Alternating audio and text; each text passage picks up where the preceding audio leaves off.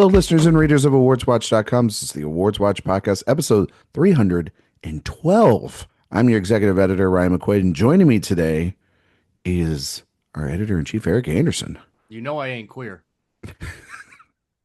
and Josh Parham. Hello, hello. It's going to be a wild episode. It's a regular episode of the main show this week. It feels weird because we've haven't been able to do one of these in a long time. It's an Oscar retrospective episode.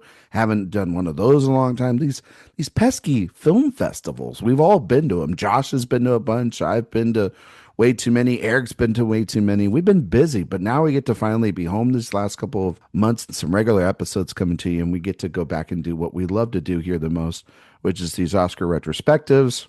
And we're talking about a big year, 20 years ago, a little infamous year, I would say, in Oscar history. And that, of course, is the 2005 year, which is the 78th Annual Academy Awards, hosted by Jon Stewart. And the Best Picture winner, as we all know him, is Eric's favorite movie of the century, Crash. Crash. Crash. Whoa. Well, Eric, it kind of was fitting that you're on this episode. When we record episodes with you, you have one poster in your background and one poster only, and that, of course, is of Good Night and Good Luck. No, I'm just kidding. It's of Brokeback Mountain from Ang Lee. And you know what's funny, and Josh might remember this as well, when we were in the pandemic and we were talking a lot about various Oscar years, Eric talked a lot about this year and how obviously personal it was, how kind of, Eric, you were covering a lot through blogs and stuff, but you were very in tune to this year. And it's also very personal because of, you are an ex-Scientologist like Paul Haggis, Oh and my God. it struck a nerve. But you also have been trying to solve racism as well in Hollywood, and Crash spoke to you. No, because of Brokeback Mountain and this year and everything and what it meant. And so I'm kind of curious from your perspective. You watched the whole ceremony literally hours ago, like a glutton for punishment. And so how was it watching it again? All three Listen, hours and 33 minutes of it. I do not give a fuck about my mental health really, at this point, because I've also probably, like, no joke, done like maybe 10 podcasts specifically on this year or this movie, because again, mental health, who's she? I don't know her. Well, then you can just sit out and shut up. Then at that point, you don't have to really say No, anything that's about that. probably not going to happen. But anyway, continue. Well, it's yeah, this was I re I remember where I was. I was at a friend's house having an Oscar party Hmm. in Rancho Cucamonga, California. I love, I And love, I love saying Rancho Cucamonga. I do too. Makes me sound Uh, like an but absolute like moron, but I haven't been back since. Oh, There was really? there was nope, it was just too much. Even saying it is triggering. Mm. And there's a photo of me the moment that it was announced, and it's a very sad photo. But yeah, this was, 2006, doing, Oscar stuff all of my life and really kind of loving it and approaching it from also a very academic, scientific, mathematical standpoint. So, what Brokeback had going in, even with this thing that it was missing, was, seemingly unbeatable. And there was just so much behind it, behind, a gay movie winning, it actually being really successful at the box office too, and being just the zeitgeist of the year. And even with the Tony Curtis's and Ernest Borgnine's, uh, it felt like something that was going to be able to be overcome. And also in the middle of the Bush years of presidency, which is referenced in the ceremony quite a bit. It felt like a turning point. So there was a lot of excitement. We were just a gaggle of gays being really, really excited, and then let down in a way that is, you know, Lucy and Charlie Brown with the football. It should have been expected, but we let hope override the reality, and that's what happened.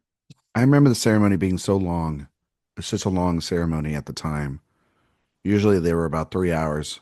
And coming off of, Lord of the Rings and some of these other sweeps in my lifetime, this was a very close race. This is one of the first close races I remember it being. And I realized at a very young age that it wasn't about always the best film to win, because that was clearly what Brokeback Mountain was. That there's some external factor outside of all of this that can sweep in and have a movie like Crash, that was very divisive at the time, come in and win this thing. And that's when I started really paying attention to the Oscars. And I think this year was very specific when it came to that, because it's just like, wait a minute, how is this movie that's so critically acclaimed, made money, like you said, has won prizes left and right, how is this movie not running away with this? And it's all the gay panic from the older Academy voters, a much different time. Like, this one walks so that a movie like Moonlight, which is in very similar circumstances at the time of its release and the time of its Oscar ceremony. Yeah, it took 10 full years for a gay film to actually win. No, and I mean, even something like Milk, which wins an actor and wins a screenplay, you would think that's a recipe nowadays to win the whole thing. It didn't have the sort of sweeping sensation feeling like a Slumdog at the time. So it took a long time, but yes.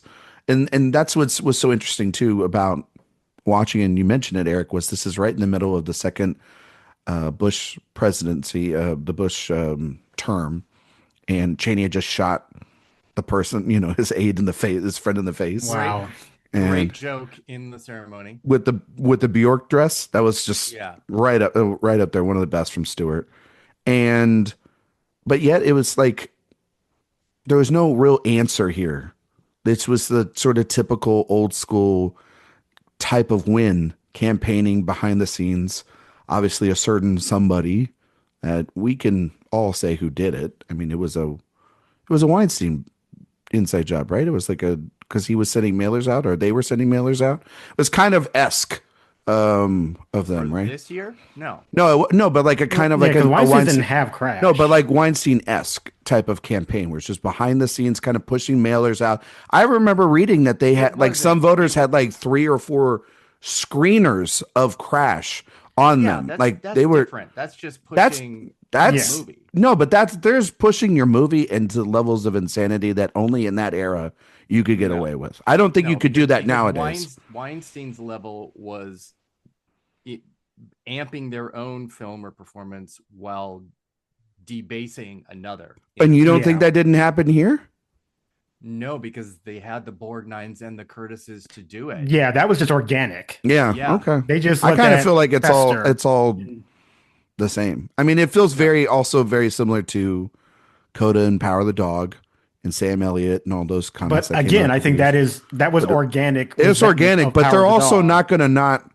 But it also feels like they're not going to like. Oh, sure, keep saying it. You're not going to dismiss it because it's tearing down your competitor. The same thing here. The same thing with Crash. Yeah, but it was just kind of more sneaky and it felt behind the scenes, more behind the curtains. It felt like at time. No, that's how I felt. I know care how you saw it. I'm saying how I saw it, which was it felt very sneaky behind the scenes. I know, but it felt different. It didn't feel like some of these other films that were celebrated and.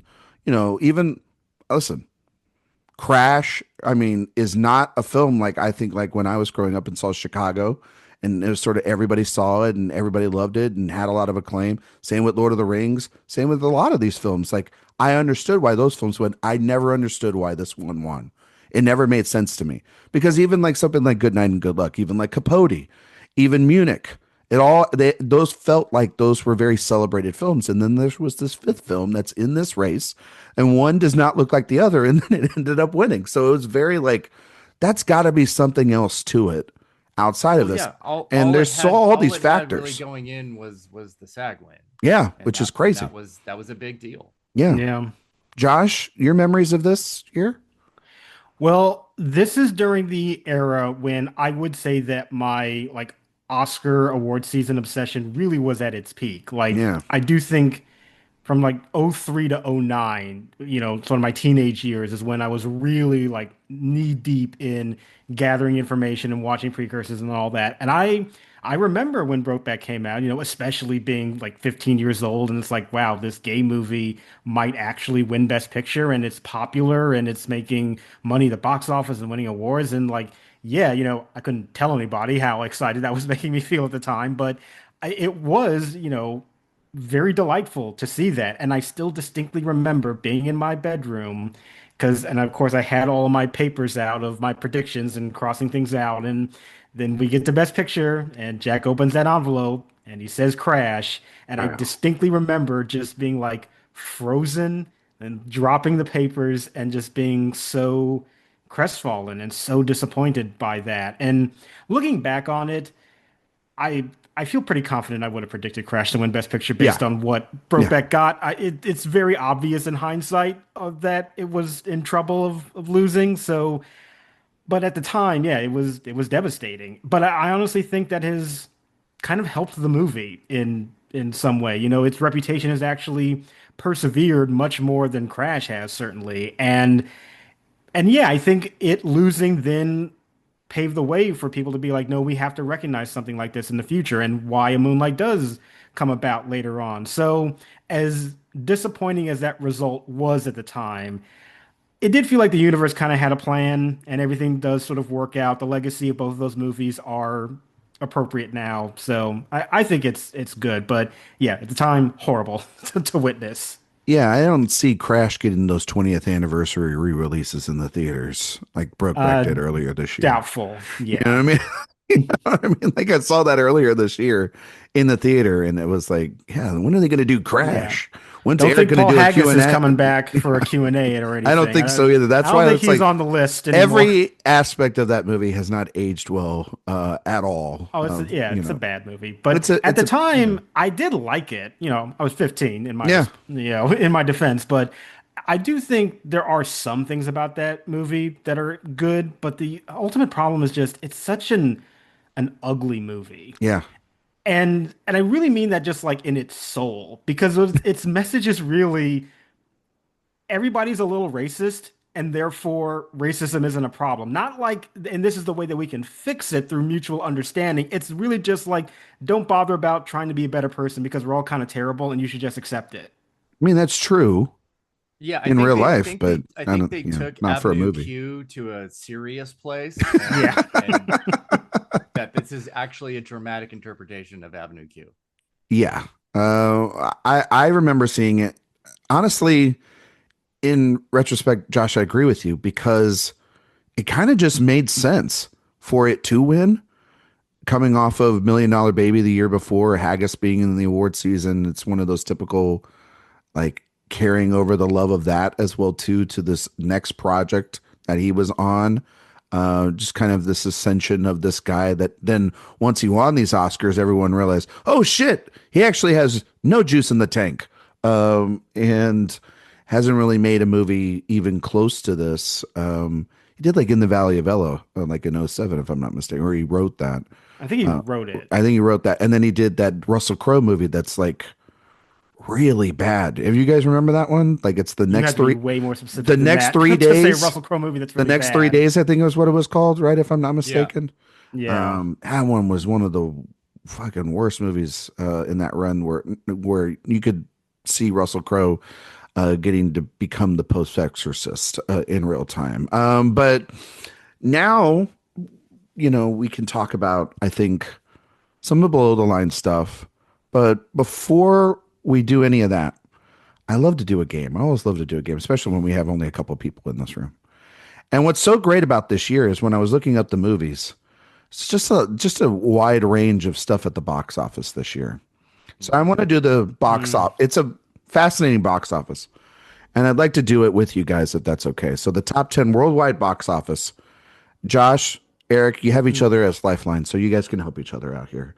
What were the top 10 films of this year at the box office? Worldwide? Worldwide.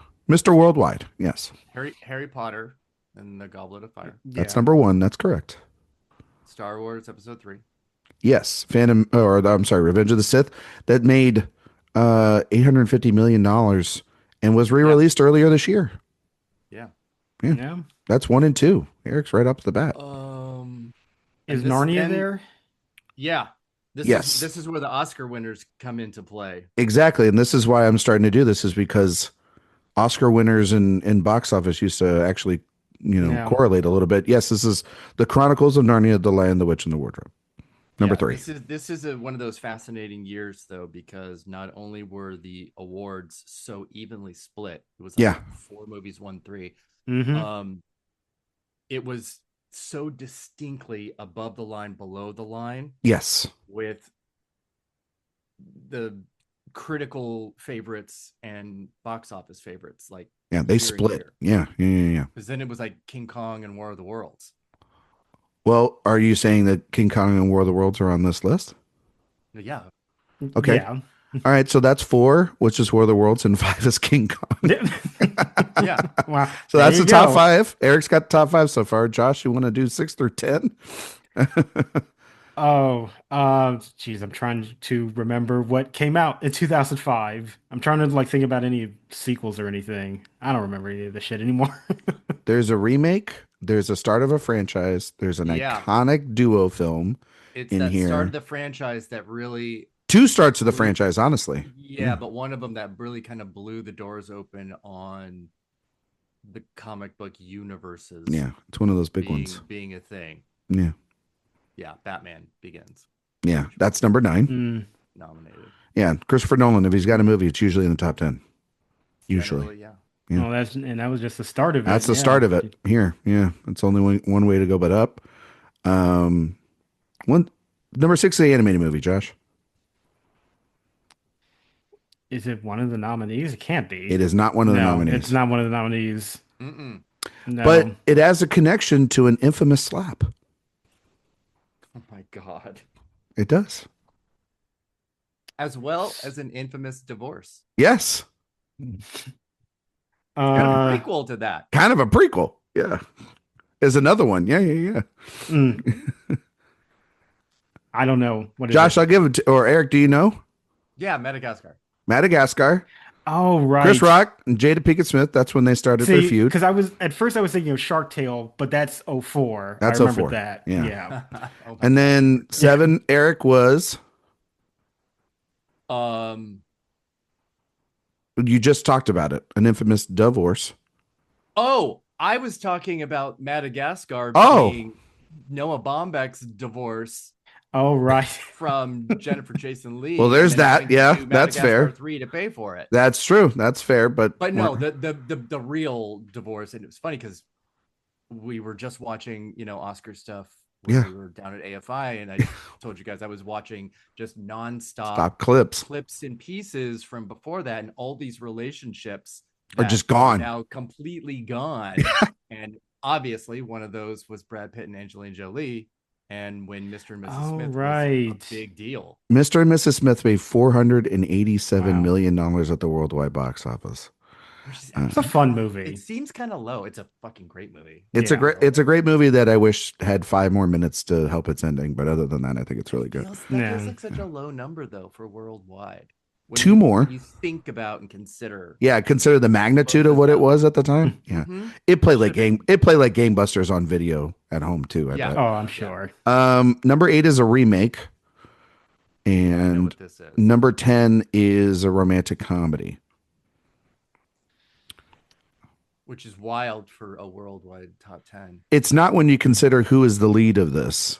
It goes back to the slap. Oh wait, is this Hitch? This is Hitch. Yeah, okay. $371 million for Hitch. Also, that's so crazy. Yeah, Kevin James, Eric's favorite actor. God, that was That was a huge deal. I remember that movie was everywhere. Eric, did you see how I snuck that in there real quick? Yeah, I saw it. I saw it. Okay. Number 8. This is the last one. I'm gonna give it to you. Number 8. It's Tim Burton's Charlie and the Chocolate Factory. That Oh, movie made yes. seven Yeah. hundred and Oh, wow. seventy-four million dollars. No movie made a billion. This probably, but you gotta feel like the Harry Potter films or Star Wars on the upon the re-releases probably made that, but still, Yeah. Wow, I did not realize Charlie and the Chocolate Factory made that much money. yeah, it It's Crazy. was kind of fucking and it's huge. not that much compared to like the things that came later, like the Alice in Wonderlands and even Yeah. like Yeah. the later Harry Potter films that all like crossed a billion. These numbers are almost quaint. Well, You the know? Harry Potter film is only at 899 million. And the one that's actually surpassed it is Revenge of the Sith. That's at 905. So yeah, nothing has actually made a billion still and won't. Yeah. So, which is Yeah, crazy, but but but I also mean, there's a lot it's of the movies in these franchises later oh became yeah, yeah, yeah, for sure. But a Yeah. lot of these films, it's so much very close. bigger. Like you got a couple 800s, one 700, one 600, five, a couple fives, a couple fours, a couple threes. Like everything's very tight. Because even like 11 is Fantastic Four. That's 333 million. Chicken Little is 12 at 314. Wedding Crashers is 288.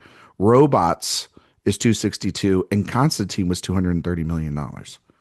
And a movie like, and I always like to say this too, the one that I think is always crazy is Flight Plan with Jodie Foster, $223 million at the box office. Hmm. Middle of fucking I nowhere. That's why she could demand such a huge salary too. As mm, rightfully so. She's Jodie Foster, our Hmm. Lord and Savior I Jesus Christ. remember I remember seeing that movie in theaters, sandwiched between Corpse Bride and Roll Bounce. I used the whole weekend to see those three movies. Wow. Oh wow. Roll Bounce. I haven't heard that one. Yeah, That's the Roll first Bounce time was that actually movie's shot. title has been even used in 10, 20 years. Well, the reason why I do remember it, well, for two reasons. One, I saw Malcolm D. Lee talk about that movie at the Miami Film Festival back in Mm. the summer, and Spike Lee showed up and then argued with the studio executive, which was very fun.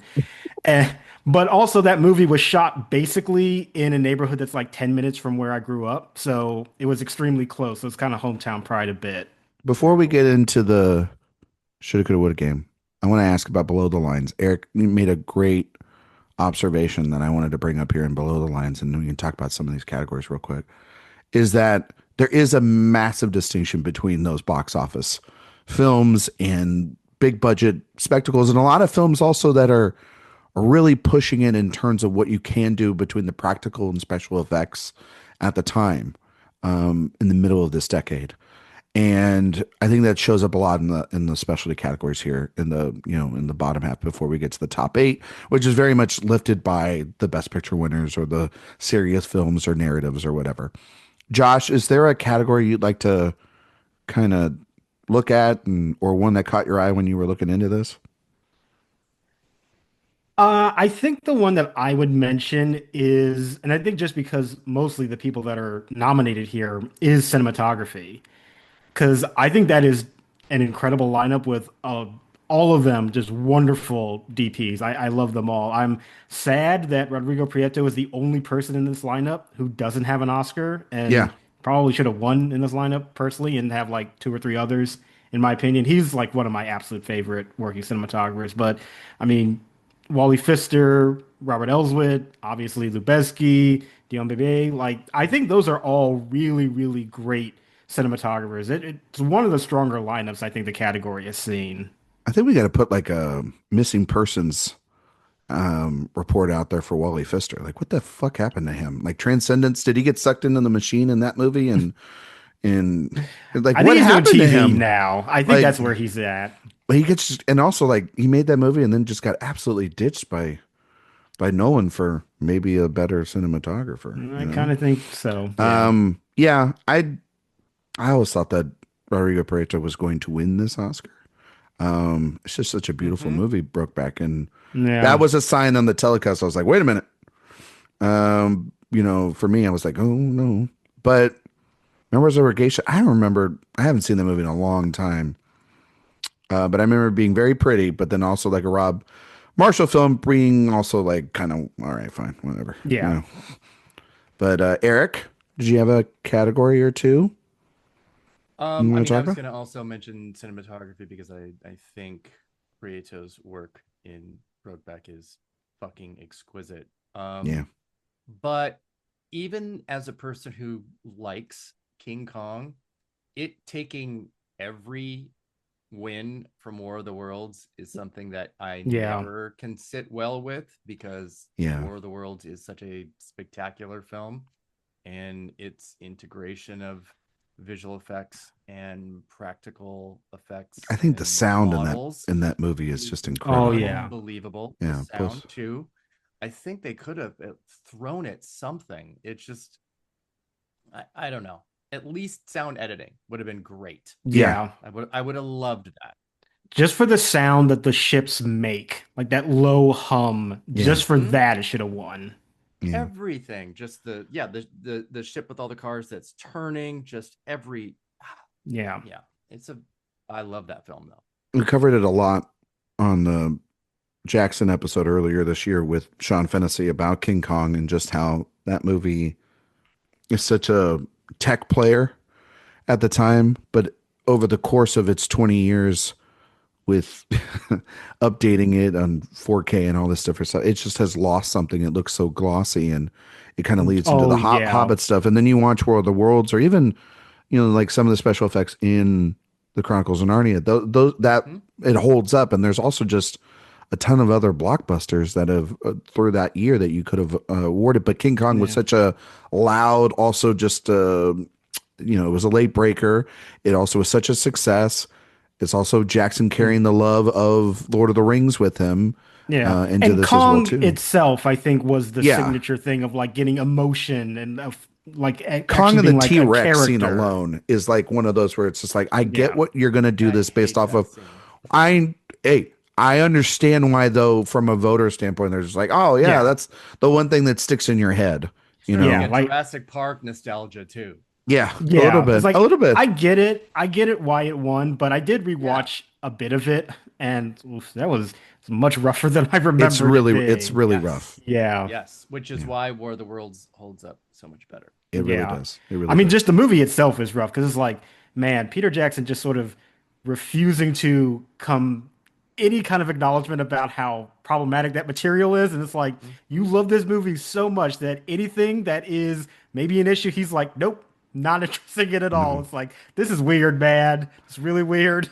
But it's also not surprising, though, because when we see this all the time, when people win their Oscar and their refusal to, once they have this power that anyone could tell them otherwise, they're wrong. And that's sort of the interesting thing when we talked about it, is that this is the start of his downfall, because it did underperform, and it was only a tech player, and it didn't go above the line. I mean, I remember Entertainment Weekly saying like, he's going to win it again, and it didn't happen. And then I remember them trying to push The Lovely Bones on as well in their next one. I was like, for God's sakes, maybe it was just one thing that he did right. And that was a lot of collaboration, but it really felt like, it was like his vehicle that he'd been wanting to do for such a long time. I want to mention one of the greatest wins, I think, of my entire life. I've been around 32 years or 33 years on this planet. And I got to tell you, It's Hard Out Here for a Pimp from Hustle and Flow is maybe one of the greatest wins. It's also just insanely funny to watch those two other performances. And then that one, happens, and you're just like, holy shit, this is the most badass thing. And because we didn't get the Eminem performance until 2019, which was just the most random for some reason. But it was so great. The win was wild. No one really expected it. And then it leads to maybe one of the best jokes ever in Jon Stewart's tenure as the Oscar host, which is, and for anyone keeping score at home, that's 3 6 Mafia 1, Martin Scorsese 0. And it was perfect. This is kind of even funnier hosting. By the fact that Scorsese would win the very next year. Yeah, the very next year. Yeah. Not saying Jon Stewart got Martin Scorsese the Oscar. I'm saying it did. Yeah. It did not help to point that out. So although but looking at those nominees, it was also like this is the only choice. Yeah. This is the only choice. It's like we'll Well, Eric, was the songs from because they had a song from Brokeback and it was just disqualified, Yeah. right? It wasn't. Well, because it only was long it only enough. plays on the radio. Oh, okay. It's like less than 10 seconds, and if it had been a longer sequence of him crying in the truck, it would have been eligible and would have been nominated at the least. Or if it was the last song on the credits. Yeah, That would have. Like, it's such a weird decision that they did that. Because they would have. They would have easily won that. I would have played that as the end credits song and then the Willie Nelson. Yeah. Cover. Yeah. If it had been the end credits song, it would have been nominated probably, and more than likely it would have won. Yeah. It probably could have with the score win. Yeah, exactly. And it won the Globe too. So. Yes, it did. Yeah. Yes, it did. Also, great to see Wallace and Gromit and the Curse of the Were-Rabbit, which is one of the best versions of that franchise. How do you feel about it beating Howl's Moving Castle, though? I mean, like Miyazaki has the one for Spirited Away and now Boy and the Heron, so in retrospect, it's okay. But I love Howl's Moving Castle a lot. I know that's people's favorite. It's in my top tier, and it's because it was like the first one I ever saw. But I know that's not a lot of people's favorites, and so I'm okay with him also winning for Spirited Away because that's also the one that he is known for, and it's one of those where you watch Spirited Away and you go, it can't be that good like everybody says it is, and then you watch it and you're like, what the fuck's wrong with me? That's like a 5 out of 5 masterpiece. So I'm okay with that. I'm just glad it wasn't Tim Burton's Corpse Bride. Didn't need to see him win that one. That's not a good movie. I'm sure Josh is going to disagree. I mean, I disagree, disagree, but it's okay. It's fine. Yeah. But we're here. We're going to do our Oscar game. For any of y'all that have never listened to one of these before, or just need a fresh reminders because we haven't done one in a while, in all the categories except Best Picture, what we will be redoing is we will be naming the nominees, and we will discuss whether we are going to eliminate 1, 2, or none of those. And if we do replace up to 2, we will put in films that we want, and then we will do a revote and see who's still holding their Oscar and who's not. For Best Picture, though, we can replace up to 3 because it is a year of 5. Mostly really good list. It's a mostly really good list. Yeah. We'll have some things to change most likely. And you know what? We're just going to kick it off with Eric. And we're going to do Best Original Screenplay. I forgot this part of the... You forgot about all this, didn't you? So I haven't done... You mean you forgot the main part of the podcast of what we do? Leave me alone. He just was going to show up. Yeah, I just wanted to talk about Brokeback. All right. I'm here to talk about one movie. The winner, Crash, and the other nominees, Good Night and Good Luck, Match Point, The Squid and the Whale, and Syriana. So I feel like we're keeping all of them. At least 2 of them can go. Well, we can only get rid of 2, so that's good job with the math. Then my 2 would be Syriana and Crash. I feel like that's the universal ones. Yeah, that's what I would say as well. I haven't seen. I will say this. I resaw Syriana last year for whatever reason. I don't know why. Sure. And I didn't hate it. I just don't think it's as for other reasons. Yes, but sure. Well, do you want to say why? Well, I think we. We'll get to that in a minute. All right, cool. We're gonna get to but category. But in this category of the other 3, yes, those are 3 other great screenplays, and yes, I'm including Match Point. Match Point's a great screenplay. Match Point is an awesome screenplay. Yes, it is. It is. That's why it's staying. And Squid and the Whale is wonderful, and Good Night and Good Luck is wonderful as well too. So Squid and the Whale.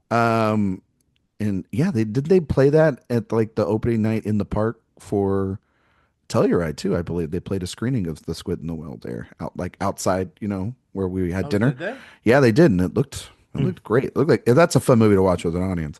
So Crash and Syriana are define your definition of fun, I guess, right, Josh? Yeah, I mean, there's some choice moments in that movie where it's like, I don't know if like a crowded setting is what you really want to use to enjoy that movie, but okay. But like, Yeah. sure, Yeah, I'm not sure. Yeah. I don't know. It feels like a Telluride. Everybody get together. Let's all watch this. Oh, yeah. What do you think about that library scene? Yeah. Yeah, exactly. It's just like, hey, have you guys seen this? Yeah. On sicko mode out here. Anyway, God. Crash, Syriana, gone. We got to replace those two now. What are some films that you guys think should go in the category? This is stressful. It is stressful. Like I said, that's why we do this. I haven't. So I do have two. Oh. I do have two. Okay. One, I really like Broken Flowers. Oh, the Jim Jarmusch film. Yeah, which was a movie that I remember the first time I saw it, I was like, this is okay. Like, I'm having a good time with it mostly, but, maybe not wowing me. But then you get to that ending, and then it's like, oh, now I understand what the movie was doing. And it kind of like opened it up in a whole new way for me. And I ended up like really, really loving it. And Jarmusch is not even a filmmaker that I'm like a huge fan of, but that's like one of the few that I really, really do like. So that was one. And then another one is this movie called Paradise Now, which is one of the Oscar nominees for foreign language film at that time. And that was another one that I remember seeing and was like, I thought it was just absolutely incredible. The great prescient kind of storytelling that they were doing in that film. I thought it also looked really great. And yeah, so those are like the two that I would put up for right now. Okay. Erik? I would put up, oh my God, Kiss Kiss Bang Bang. Yeah. Yep. That's definitely got to be there. Great script, great screenplay. Great Absolutely screenplay. Love it. Yeah. Oh my God, this is actually kind of a really bleak year. The original screenplays one are a little rough this year. This is a field dominated by great. It's dominated by a lot of great. Like the horror was bad, the comedy was bad. A lot of adaptations this year, right, Josh? Yeah. Like a lot of adaptations. Like, literally, really I'd be like, "Hey, The Family Stone," but not really. Not really. Yeah. But close. Nope. But no. How about that? No, but close. But no. But no. Oh my God. That is like a guilty pleasure Christmas movie that my family watches when they wrap gifts, and I'm like, why? Why are we doing it? But then you watch the last 10 minutes, you're like, oh, okay, I get it. But the 2 hours before that is rough. Oh, I know. Let me make sure it's original. I'm pretty sure it is. Yes, Junebug. Yeah, Junebug. Oh yeah, that's Junebug. a good one. Those are my two.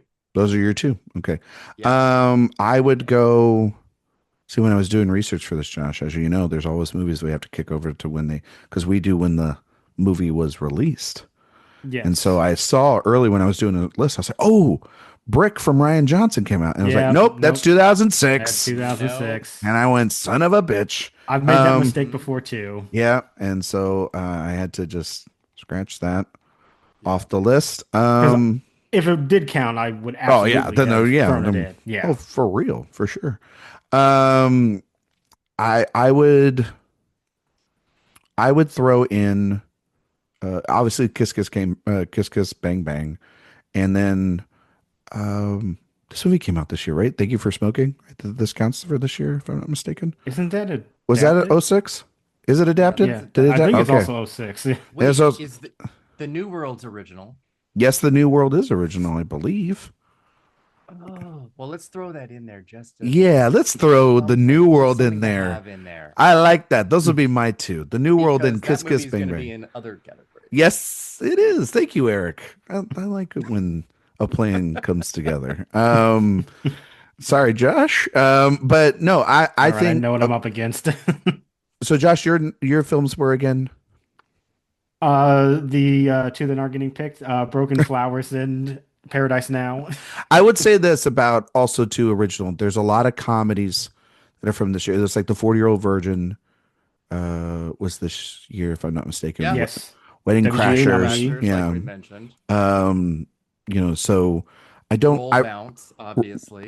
Yes, exactly. Sure. I will say I rewatched the 40-Year-Old Virgin a couple of weeks ago. Just out of curiosity, see if it held up. It's good. It's probably still Apatow's best overall film, I would say. But nothing to cry home about in this category. So, out there, listeners, if you're like, "What are these?" There was a great year of comedy. I was like, "Yeah, they're fine." Not really though. But Kiss Kiss Bang Bang, I think is pretty good to be in. And then that last one, I mean. Erik, do you want to give one to Josh? And since we got Kiss Kiss Bang Bang, and I can, yeah, of course. yeah, because I feel like there's other places I rather award the New World than in screenplay. Yeah, no, well, I was thinking Because that motherfucker if I had to pick screenplays. one of those, would it be Junebug or Kiss Kiss Bang Bang? Both I think are really really good scripts. I would put in Kiss Kiss Bang Bang Bang for Bang me. just has the snappy dialogue. Yes, and then I'm good with Paradise Now. Cool. All right. I'm good with that. So we did Paradise Now, Kiss Kiss Bang Bang, Good Night and Good Luck, The Squid and the Whale, and Match Point. All right, Eric, who are you getting the Oscar to? I have to give an Oscar to something. He's got Good Night, Promise, Kiss Kiss, and Match Point. Yeah.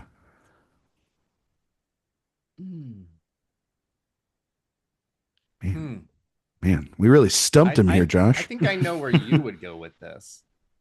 I don't think you know where I'm going with this. I'm pretty sure I know where you're going with it. Yeah, I think we know. So do I align with you and help your case, or do I do my own thing? Do what you feel. We're only on category 1. We're only on category 1. You're already doing this shit. And I'm already fucking okay. It's probably between Squid and the Whale and Good Night and Good Luck. Okay. And I think I'm gonna lean to Squid and the Whale. Okay. Josh? I agree that it was kind of between those. Also a bit of Match Point too, because I really do love Match Point's really Match good. Point. So good. Yeah. Yeah. But I did watch a bit of all 3 of those movies the last couple days, and the one that really spoke to me was The Squid and the Whale. Yeah. And I think that's what I would vote for. Eric, what did you think I was going to go for? Good Night and Good Luck. Yeah, that's what I would go for. It's You've spoken enough about it in the past that it's a great movie. It's a great movie. And it's one of those cases where it's like, how did Clooney never get back to this point ever again?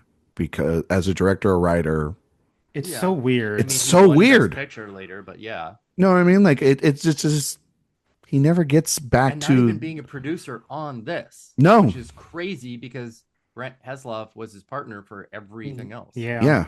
And so then he got back on for Argo, and then that's how he won his second.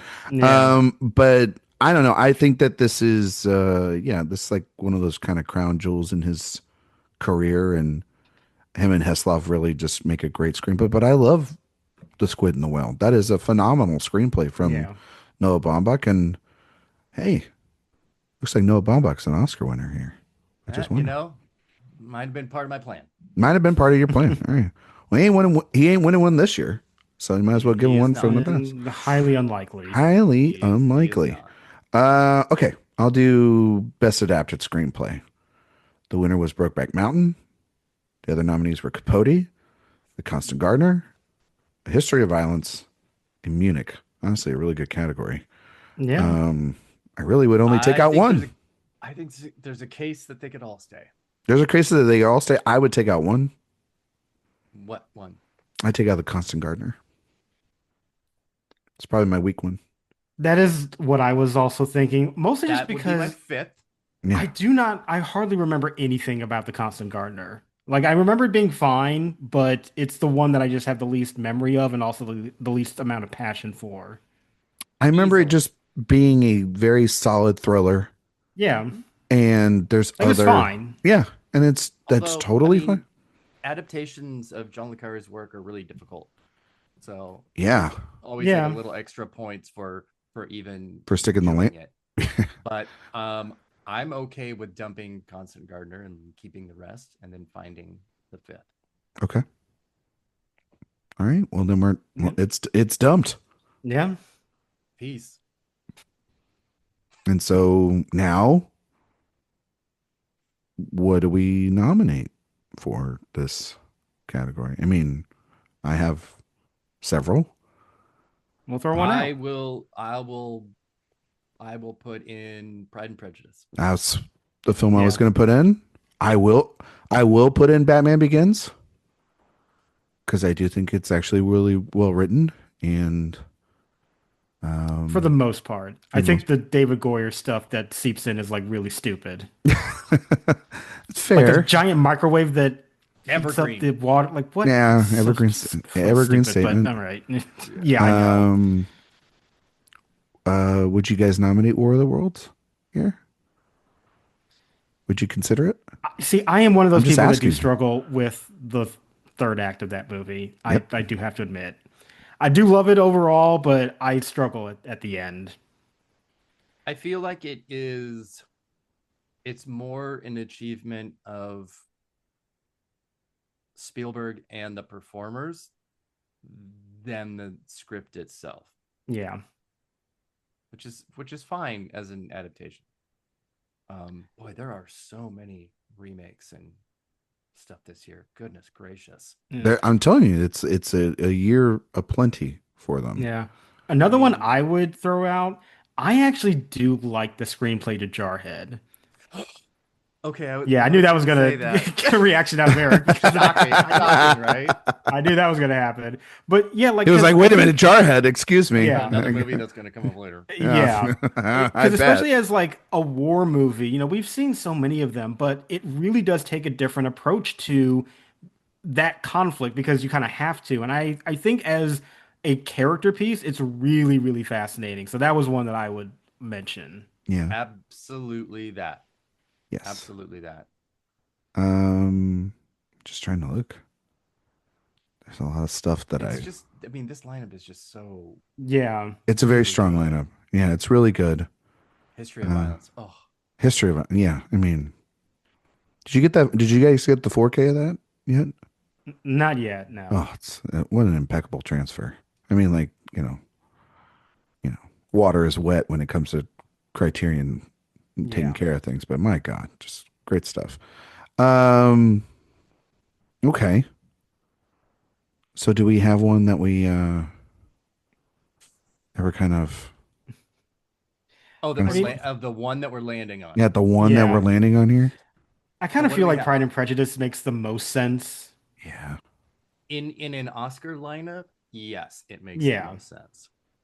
In our hearts, it makes the most sense too, because it's great. In my pants. Oh my God. The most sense. What? You didn't think that was coming? Yeah. I know there's gonna be multiple gifts from that movie that get played over and over again. Yes. Every Christmas. We're almost at Christmas again. Yes, exactly. All right. I think we're gonna do Pride and Prejudice. Are we good on that? Yeah, I'm good. I think so. So Pride and Prejudice goes in with Brokeback Mountain, Capote, A History of Violence in Munich. Who's gonna win this? Oh yeah.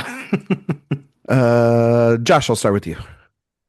Yeah, hard decision with this. It's Brokeback. I mean, spoiler alert, I'm gonna be saying it's Brokeback a lot in terms of what I'm voting for, and this is the first of many stops on that. Yeah, it is an incredible adaptation, beautiful story and characters to explore. Yeah, it is just one of the many things that make it such a incredible film. So yes, my vote would be for Brokeback. Before Eric gives the win to Brokeback Mountain,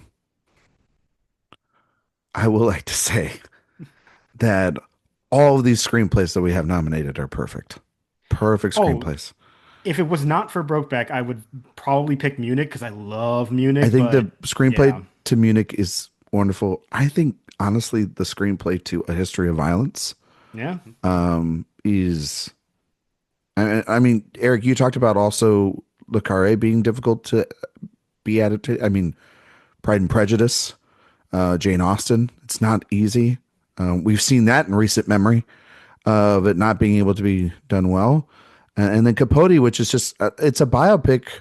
It doesn't feel very boring. It's very emotional. The dialogue in that film, very investigative by Dan Futterman there. I would actually vote for A History of Violence just to break things up.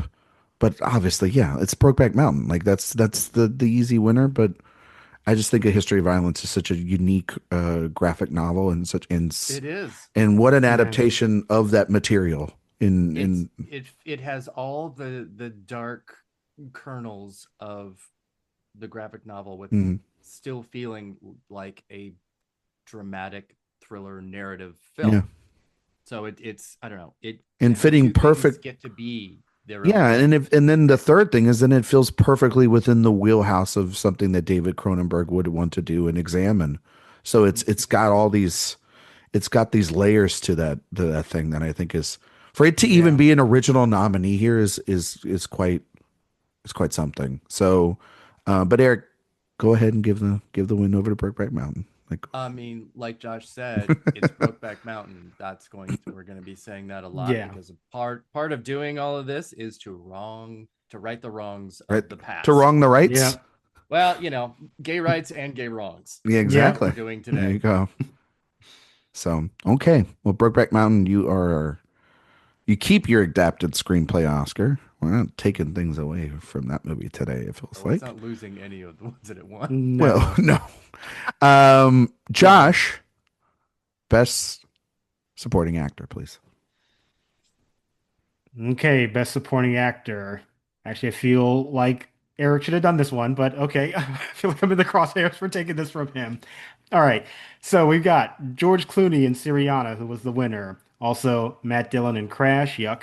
Paul Giamatti in Cinderella Man, Jake Gyllenhaal in Brokeback Mountain, and William Hurt in A History of Violence. So, by Josh's indication there, I think Matt Dillon is the winner. So no, who do you have Yeah, out? well, very clearly, Matt Dillon, I would kick out. Terrible performance in that movie. Yeah, just bad Yeah. performance. Um, can we say the thing? Can we just say it? What? I get rid of Clooney. Oh, Clooney's absolutely gone for me. Yeah, I think I would. I mean, I like Paul Giamatti in that movie. Yeah, a lot. I think he's good. I think he's really good.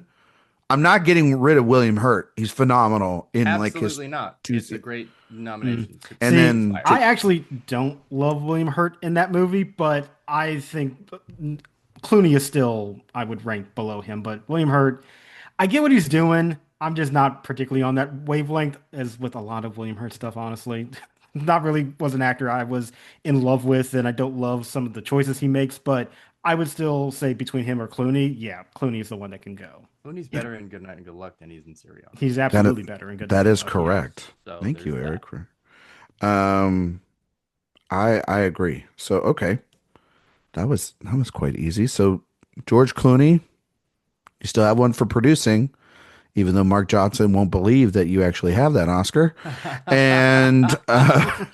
And Mark catching strays on the episode. Well, don't have that opinion because you're still an Oscar winner. I know you know. I know, but I do find it to be not a great position. I mean, didn't we take Pitts away from him a couple of years when we did 19 a couple of years ago? I feel like we did, and or we were really close to. I don't know. I have to go back to the tape. Well, Josh has got all this written down. Well, Brad Pitt did, and he still won supporting actor. He still won supporting actor. Okay. Yeah. All right. Well, I don't know. I even remember. No, Josh, I remember because I wasn't on that episode, and I would have been the tiebreaker to swing it towards Pesci, and I was mad about that. Yeah, there you go. See, this is why we have Josh here. It's once again, I may have came up with this game, but this is really Josh's game. And Matt Dillon. I literally have documents with all my previous winners and nominees in these years. So yes. And Matt Dillon, of course, just what a awful, just a bad performance. But it was also one of those where it was a comeback for him. Like people were genuinely like, "Oh my God, where's Matt Dillon been?" It was a big deal for him to get nominated. Yeah. I remember that. Oh, that I night. get it. Yeah, I don't like it. He's awful in the movie. Yeah, but I get it. I get. Yeah, but this was also where the voters decided to coalesce around this ensemble. Yeah, it was him. Yeah, because they had other choices. I mean, Tandy Newton is a fucking BAFTA winner. Yeah, exactly. And then she didn't win. All right. Yeah, those two are gone. Who are we thinking? I love that we have kicked out George Clooney since he, was the first award of the night. Yeah. His opening comment was, "Well, I guess I'm not winning director." Love that. I love that. Yeah. Super funny. Love that. But no, we're taking that Oscar away from you, my friend. Yeah. Sorry, go have some cheesecake in the back. Oh my god. It's Jay Kelly reference out there for you folks. Okay. Who were you thinking? There's a lot of options. A lot of too, options. yeah. I think the first person I would mention is Clifton Collins Jr. in for Capote. Capote. Yes. Yeah, that's the Same.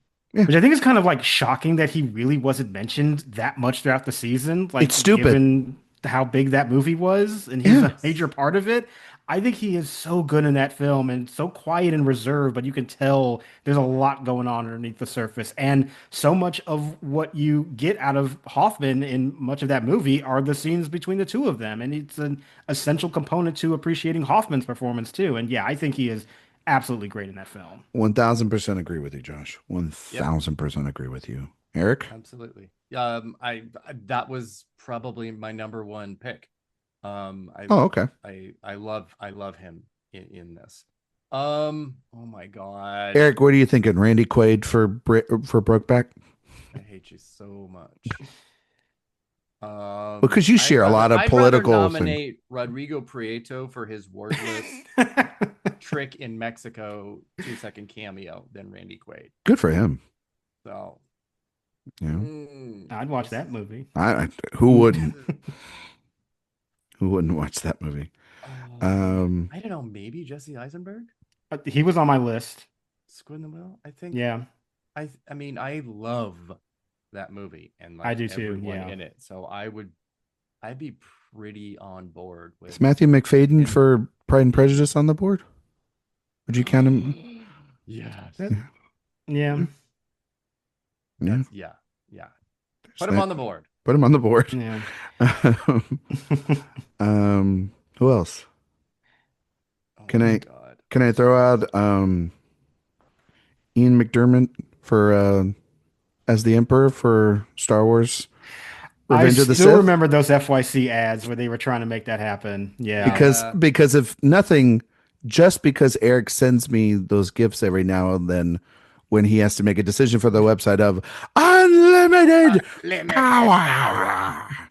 Every time I need to make a unilateral decision, boom, there comes that gift. Here's one. I would also mention the supporting performance that is my preference from A History of Violence, and that is Ed Harris. Yeah. I'm cool with putting him on the board. Absolutely. That I agree. I'm okay with that. And I got one more that I would just mention as a shout out. Mathieu Amalric from Munich. I really like him. I was wondering who from Munich might. Jeffrey Wright. I thought about there as well too. I think or Daniel Craig. Right choice. Yeah. Josh. Anybody else? Bradley Cooper in Wedding Crashers. Anybody? God, what is wrong with you? He's great. I'm gonna say it. He's great. He's a great villain in that. Anybody else? Kilmer from Kiss Val Bang Kilmer Bang. for Kiss Kiss Bang Bang. Yeah. Yes. Yeah. Yes. Yeah, that's gotta be. Yeah, that's gotta be there too, right? We have a lot of names now. Is Johnny Depp for Charlie and the Chocolate Factory? Well, he would be lead. The kid's the lead. What are you talking about? Well, he was campaigned as lead. Oh, okay. Well, Ralph Fiennes for Goblet of Fire as Voldemort. I mean, he is really good. His intro in the graveyard's actually really great. We need to reduce, not add, because we have to start. We're only replacing two. Edward Norton for Kingdom of Heaven. And my nerves. You're stepping on them right now. I'm just saying, it's a really good performance. We have one locked in, right? Clifton Collins Jr. is in, right? Or I don't know. He would be for me. Then who do we have? Just kidding. I just wanted to see you get mad. Yeah, I think he's in. Yeah. Okay, so we got one more. So Jared Leto for Lord of War. You know what? Jamie Foxx for Jarhead. It is too early. Peter Sarsgaard for Jarhead. I think we got our names to try to figure out this last spot. Yeah. Yeah. I'm just trying to figure out. Hey, Jack Black for King Kong's right there. Okay, I'm gonna mute. All right. Now I'm gonna get annoyed. We'll just vote. Yeah, I think it's Val Kilmer, honestly. Seemed like that was the consensus. It But wasn't the consensus because we have like 10 names. okay, so Matthew McFadden is a great yeah, that choice. Matthew McFadden's a great choice. But I don't know. And Josh didn't seem really high on that one. Well, it's just Kiss Kiss Bang Bang is a movie that like I do really like it. I just don't find myself like coming back to it often. But I do think Val Kilmer is great, and I love recognizing comedy too. Mm, Yeah, that is I'm good true. with that. I think I probably prefer Jesse Eisenberg just a little bit more, Ooh, but I am still perfectly fine with Val Kilmer. okay. Val I'm Kilmer. good with that too. Yeah, All right. Yeah, I'm okay with putting Val in too, yeah, posthumously. That's okay. yeah. Well, We not should at the do it time, here. but you know what I mean. Yeah, yeah. I know what you mean. Val Kilmer, Kiss Kiss Bang Bang, Clifton Collins Jr. for Capote, Paul Giamatti for Cinderella Man, Jake Gyllenhaal for Brokeback Mountain, and William Hurt, A History of Violence. Gee, I wonder where Erik Anderson is gonna go. Eric, where are you This going? category was so crazy. It was a very because crazy it category. was so spread out. Giamatti won Critics' Choice and SAG, Yeah. and Clooney only won the Globe, Yep. and then Gyllenhaal Jake won the BAFTA. I know a lot of people will point to that as a very clear example of vote splitting because Crash had 2 nominees and Clooney was nominated against himself. Yeah. And they will go, well, it's obviously going to be Jake Gyllenhaal because he's by himself here. And I'm not going to completely dismiss that, even though you know how I feel about vote splitting? the lie of vote splitting. Yeah. But it is crazy that Clooney was able to win, and he only won this because of Good Night and Good Luck. He would never have won this if Syriana was by itself this year. Well, he's the lone nominee also for the had film. Proof and Jarhead. Well, it's screenplay. Yeah. Well, no, I was just saying. Oh, yeah, they have a screenplay. Yeah, having that many performances and that variety would Yeah. be the kind of thing in what was at the time the Best Picture frontrunner. Like, it would have been an easy pick, and it should have been. Yeah. Fuck all those people. Just looking at Jake Gyllenhaal is the winner. Wow. Good Night and Good Luck made $55 million on a $7 million budget. That's great. Yeah, honestly. Yeah, for that movie, yeah. Adult dramas could make money. Yeah. I mean, Munich was on a 70 and made 131. Capote made 50 million on a 7. Yeah. Mm-hmm. 50 million for a movie like Capote is like a miracle. It's insane. Think $6.5 million budget on Crash, and it made $98 million. And then Brokeback Mountain was made on a $14 million budget, and it grossed $180 million. Yeah, huge. Fucking Think wild. about that. I forgot to mention this. Only 2 times ever was a security guard in front of a screening letting people in to a theater, and it was to go see Brokeback Mountain, and then in 2019 with Joker. It's the only time I've ever seen that. What did they need security for? I have no idea. I was a kid and I was like, "Why? It's a movie." Taking names of who's coming into the theater. It seemed like a. Wow. It seemed like a. I mean, 2005 Texas. A prelude to the 2025 Texas. Honestly, no, I don't know. I was gonna say it's not any better. Yeah. No, but it was. I would just remember that. Josh.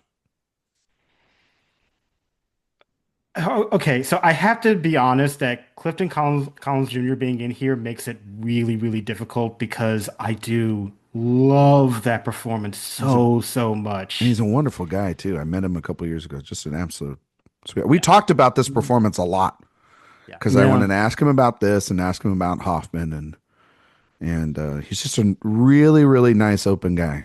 He's in a bad movie from this year, from 2025. He's in Eddington. But other than that, well, when you work as often as he does, like the bad, you're going to make some stinkers. Yeah. But he's a great actor, and he's great in that movie. And but I do think I had to vote for Gyllenhaal. As much as I would love to vote for Clifton Collins Jr., I do think that Gyllenhaal's performance really does it stays with me so much. And I think about that last scene between the two of them that is just seared into my mind. And yeah, he gives us the famous line, "I wish I knew how to quit you," but there's so much happening around that moment too, and how he's also just throughout that entire movie, he's so fun, but you know that fun is masking deep insecurities and pain, and it's an incredible role. And yeah, I think there's really no other choice that I have at the moment. Even though I love another nominee here, I think ultimately I have to stick with Gyllenhaal. Gotta tell you, at the time, I really wanted Giamatti to win I kind of because, did too. and the reason, Because of the snub the year before. a little bit, yeah, a little bit of the snub. I mean, that's why he won SAG. So That's why he won Yeah. SAG. Um, and I remember actually getting to see Sideways in theaters, which was a miracle. Yeah, And and well, I mean, for you, for you me, guys were I was seeing like, everything though. well, I know. Well, I was like 11 or 12 when I think that movie came out, and I still had no business seeing it probably in the theater, and I did, and it was great. And then I watched this, and I thought it was really good. I like Cinderella Man. It's probably one of Ron Howard's like last actual good movies. Even though like I mean, everything with Renee Zellweger is like, oh, good God, a different actress, please. But I think Crow and Giamatti are really what make that movie what it is. Yeah. And so at the time, I was really rooting for Giamatti to finally win one because I didn't think he would get like a holdovers where he get to come back around. But when you watch Brokeback Mountain, I mean, it's clear it's Jake Gyllenhaal. That scene at Thanksgiving with the television. You sit your ass down, old man. And Son of a bitch. Son of a bitch. you son of a bitch. It's so good. Knock your ignorant ass in the next week. It's so good. So hot. And it's honestly what you kind of wanted to say to Tony Curtis and Ernest Borgnine the entire time during the Oscar campaign. Just show them that For real, clip. though. If there was Yeah. social media around the time, we would be showing them that clip left and fucking right with this movie. Yeah, I mean, he has the emotional scene on the mountain that really carries home the sort of tragedy of the romance. And yeah, I just think he's so good in this movie. I don't think he's actually been better since. Ooh, I think that this is Jake lies. Gyllenhaal's best performance. No, and I'm not saying that as a slight. I just think that this is the best work he's ever done, and you know, this is the performance I think that we will remember him for. Well, yes, that is true. And so I think that while he's been good and great and other things, this is his best work. So yeah, he deserves the Oscar. It's not a slap towards him, Eric. It's just the truth. You know, don't get mad at me. I'm speaking my truths. Yeah, but I'm watching. I'm watching you both. mind your P's and Q's around Mr. Gyllenhaal here. But yes, we know the territory that we're in right now. Yes, we have to tread lightly. I won't be too mean, but yes. Okay. It is time that bussy full of beans has gotten his due.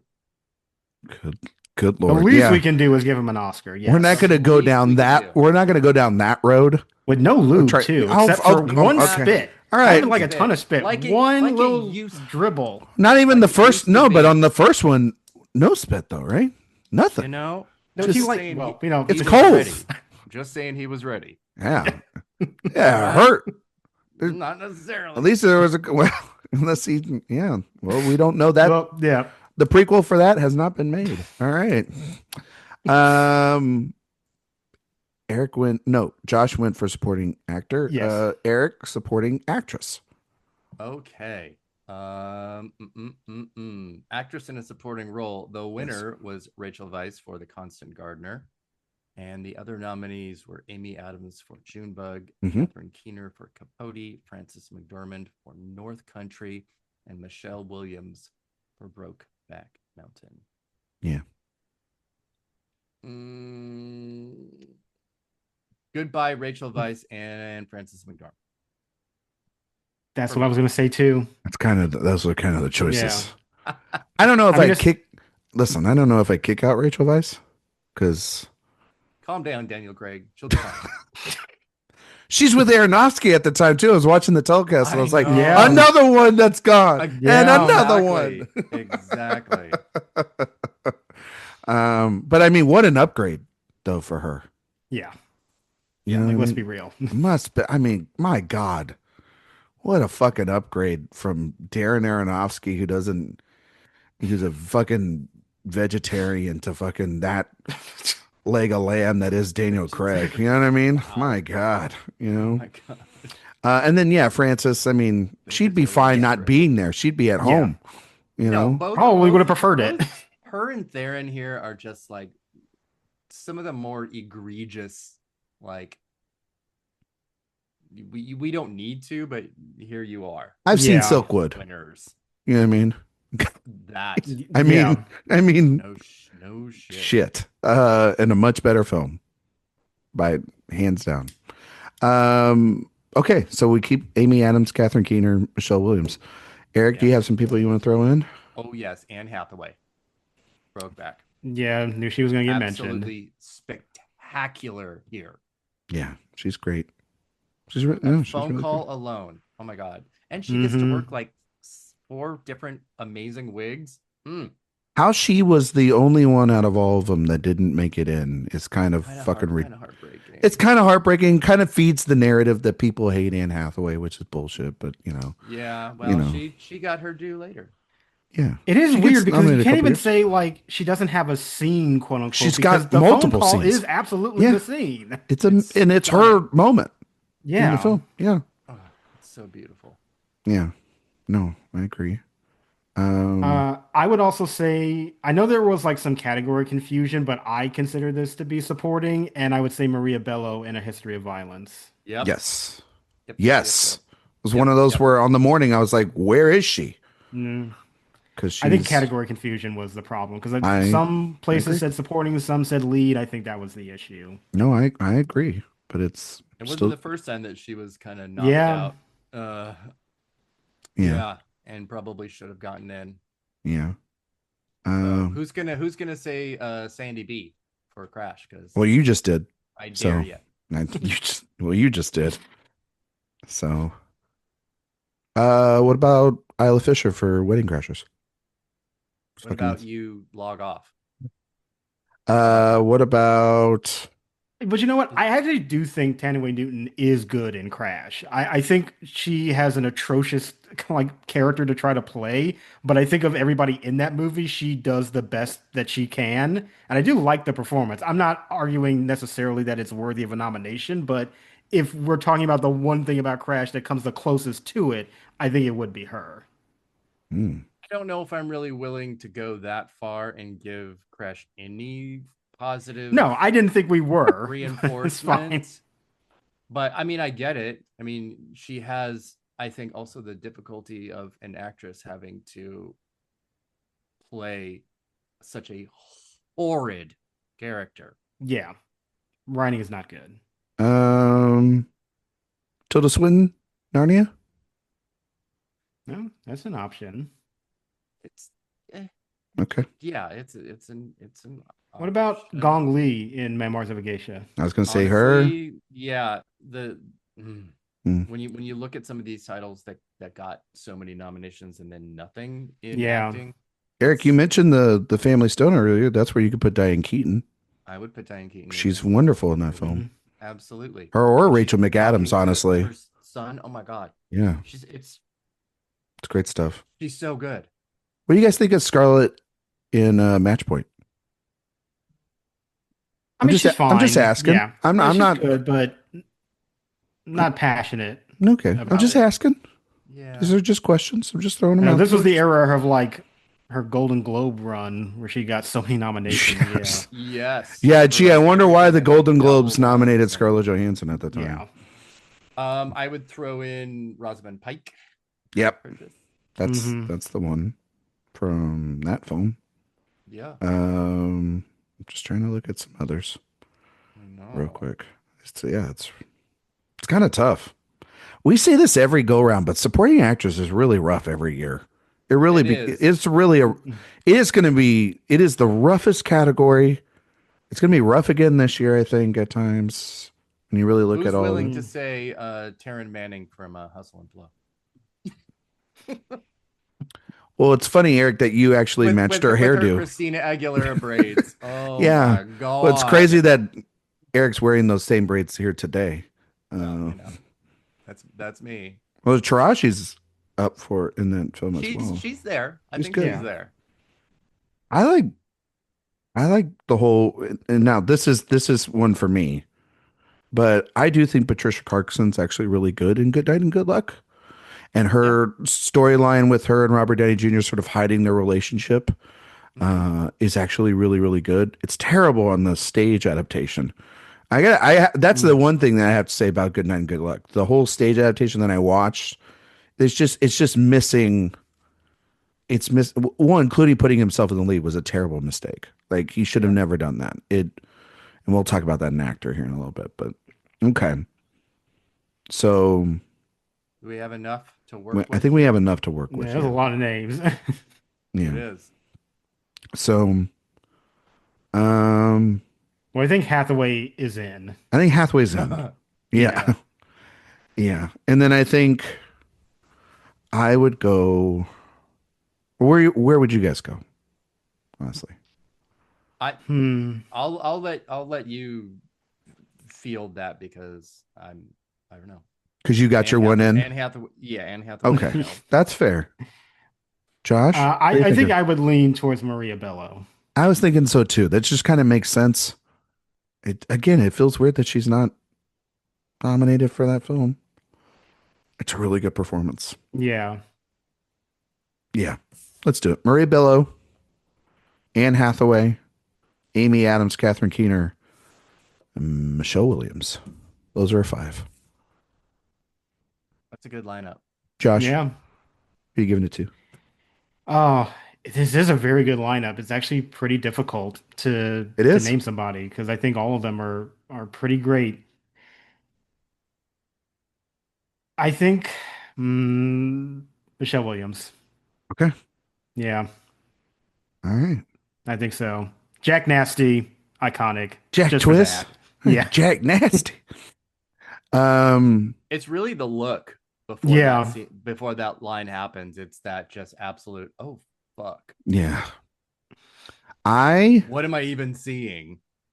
gonna leave this to Eric to probably break the tie or make it a tie, a 3-way tie. I don't know what he's gonna do here. I'm gonna go with Amy Adams and Junebug. I think that is Yeah. such That's what I was debating such an between. what a like kind of breakthrough introductory sort of performance. I think she's so memorable in the movie. She's funny. Um, and it's the one of all of her nominations that I would be like, yeah, that's the one you should have won for. I knew she wasn't going to be Rachel Weisz. That's like that, Yeah. Rachel Weisz had like sort of this building up narrative, and it just made sense for her to finally win. And but Amy Adams Did should have she? been her Oscar. What did Rachel Weisz have? I think it was a lot of like just her working within the Mummy franchise and working with a lot of and working in this film and being the center of it, and also just being the dead wife in the movie too kind of really helped. But I mean, she Had more of a career than Amy Adams. Yeah, like she more did. established. And it career was at that it was point. Yes. yeah, and it was very established, and Adams I was think that starting her she's career. And very this is much also so. a category that was completely spread out. All Yeah. different winners across Yeah. all the Right. majors. Yeah. All the films, yeah, and so Crazy. but yeah, All right. I think it So should we be have Amy a Adams. Michelle Williams and an Amy Adams. Yes. Yeah. So it's Okay. down to you. So it's me. So here's the thing. Now that we have Anne Hathaway here, I love Michelle Williams so much. I But- think Hathaway has a much more interesting impact than Williams. She stays in the film a little bit longer too. Most days. Yeah. I feel that way.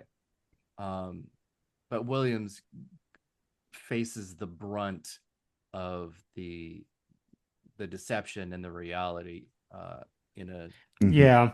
Although the other thing a- about Williams that in a I think different about way. too is that scene when she's in bed with Ennis and they're having the conversation about kids and she's throwing it back at him and like, I'll have them if you support them. And it's like that's another one that doesn't get talked about that much because everybody remembers the bigger moments, but like that's another example of just how there's a world of emotion going on underneath her. And like she can strike at him just a little bit, like as much as she can allow herself to do as a woman in that position, but you certainly feel the intensity at the same time. And I mean, but I love Anne Hathaway too. It's another great performance, but I think sometimes it's easy to take for granted Michelle Williams because she's just part of the memes of that movie, but there is so much going on with that performance. There's a lot Yeah. of pain in No. that performance too, from just the silence at the beginning of the film. She kind of realizes the moment she says yes to this man that something's off. And when she finally reveals it, she's mad, I think mostly at herself Yeah. for the life that she has.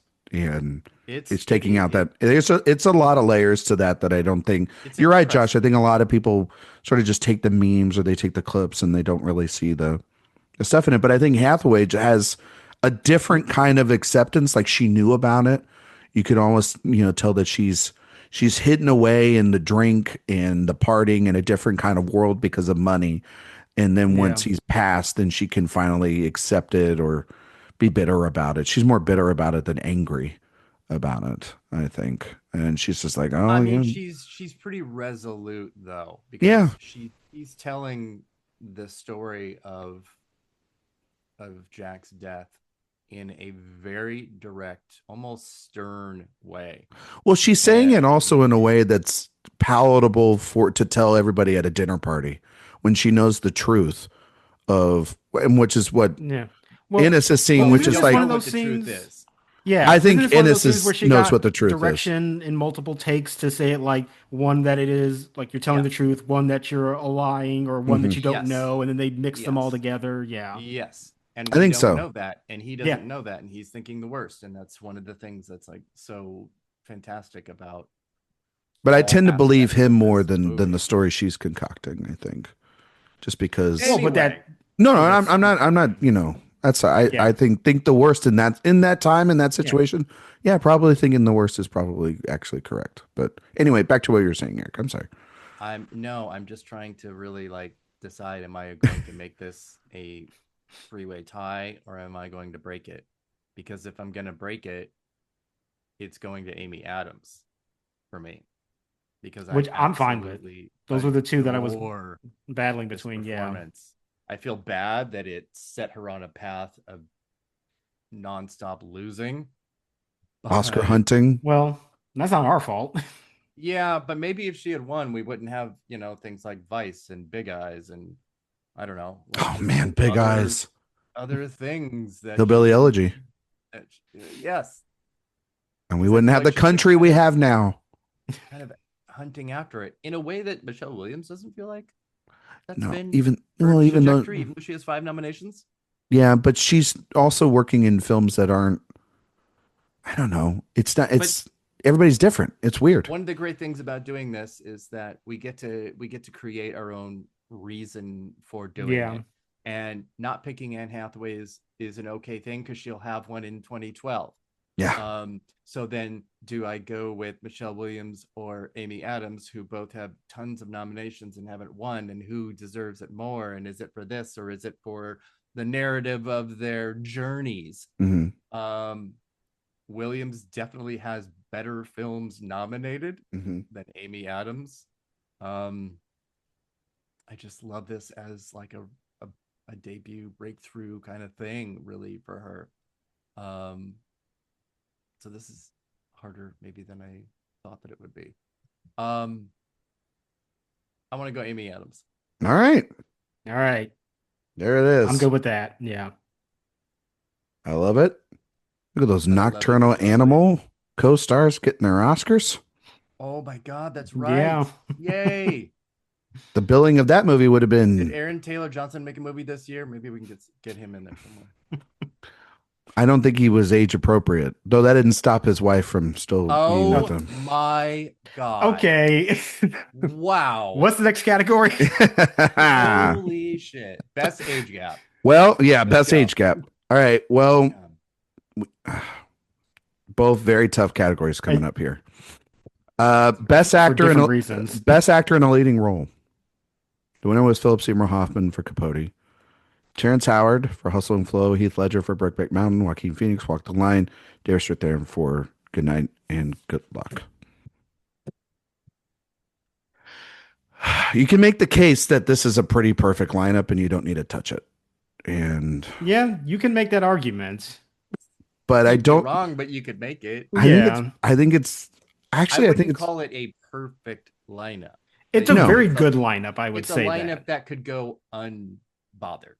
I think that if we weren't playing this game and we were talking about some of the better actor lineups of all time, I think that this is a very encompassing lineup of different It's not performances. embarrassing. No, Yes. there's not a performance in here that I would be like, get the fuck out of here. Yeah, there's nothing like that. No, but there maybe is one. But there's also some other performances that I think are a little bit better than some. Absolutely. Yeah. Yep. We're talking about Orlando Bloom in Kingdom of Heaven. Again. Who I would I don't know who I would take out. I'm not going to kick out Terrence Howard because I think that is a really inspired nomination. Well, and you agree with his math. It's really, I don't agree with anything that he has ever said. New math. I'm not kicking out Heath. I'm not kicking out Hoffman. That would be ridiculous. No. I'm not kicking out Strathairn because, like, what are we doing there? No. I mean, the one to kick out, is Joaquin Phoenix. Yes, it is. Who's good in the movie, but who's very good as Johnny Cash. Do we need this again? But he's as John better than his counterpart. But as Jon Stewart said, that Walk the Line is just a remake of Ray. It's Ray for white people. It's Ray for white people, which is a great joke. What's and Jamie Foxx is sitting in the this? front row and laughing his ass off, and Joaquin Phoenix is sitting there going, well, he didn't want to be there in the first place. Exactly. Oh, I can't believe I forgot to mention Alana Ubach in supporting actress. Anyway. Oh, for Walk the Line? No. For Waiting. I love her. Oh, for Waiting. Oh, okay. Oh, yeah, that's right, for Waiting. Best Actor is actually really hard because there are a lot of contenders that are so I thought you meant Jennifer Goodwin, which is the Kristen Wiig role from Walk Hard. Oh boy. Oh my gosh. Wow. It's just one of the worst performances ever. Oh, when she takes the kids. Oh, it's so fucking funny. Okay, so Robert Patrick, the wrong kid died. Are we really only gonna possibly dump one? If I kicked down another, it would be Terrence Howard. Yeah, that's the thing. That's what I would say. But I do like that nomination because it is so inspired, and I would feel bad about removing him. But if I'm just like looking at the hierarchy, what would I rank for? It would be Howard. But is that enough to get rid of him? That's the thing. We can hold. I think we're getting rid of Joaquin Phoenix. Yeah. Which I'm fine with, even though I think he's really good in the film. But there are other performances I like more. Yeah. There's an insane amount of choices. I could probably pick 10 right off the top of my head. Okay. So we saved 3 of them. We know which 3 we're saving. We have Terrence Howard on the bubble, kind of. Yeah. And we'll see. We'll have a conversation. And if we need to move 2, he's going to be the one that gets removed. All right.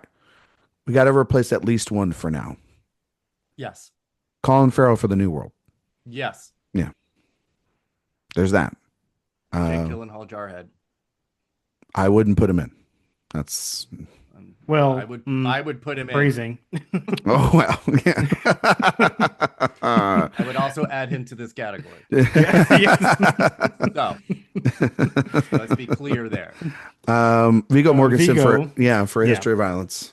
Yep. I was gonna say that. That's Jeff Daniels for The Squid and the Whale. Who is? Oh god, he's so good. So good. Slimy. He's such a prick, but I love him. Robert Downey Jr. Yeah, for Kiss Kiss Bang Bang. One of my favorite. Eric Bana for Munich. He's good. He's very good. I really like him in that movie. Yeah. I like him. He's okay. Okay. All right. What are the other 6 other people that you have, Eric?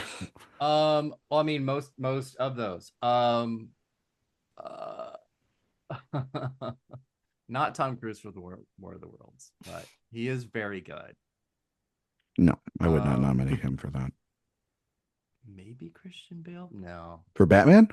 Maybe Russell Crowe? No. For Cinderella Man? I consider it. Maybe. Just an honorable mention. I wouldn't put him up there with everybody else. Yeah.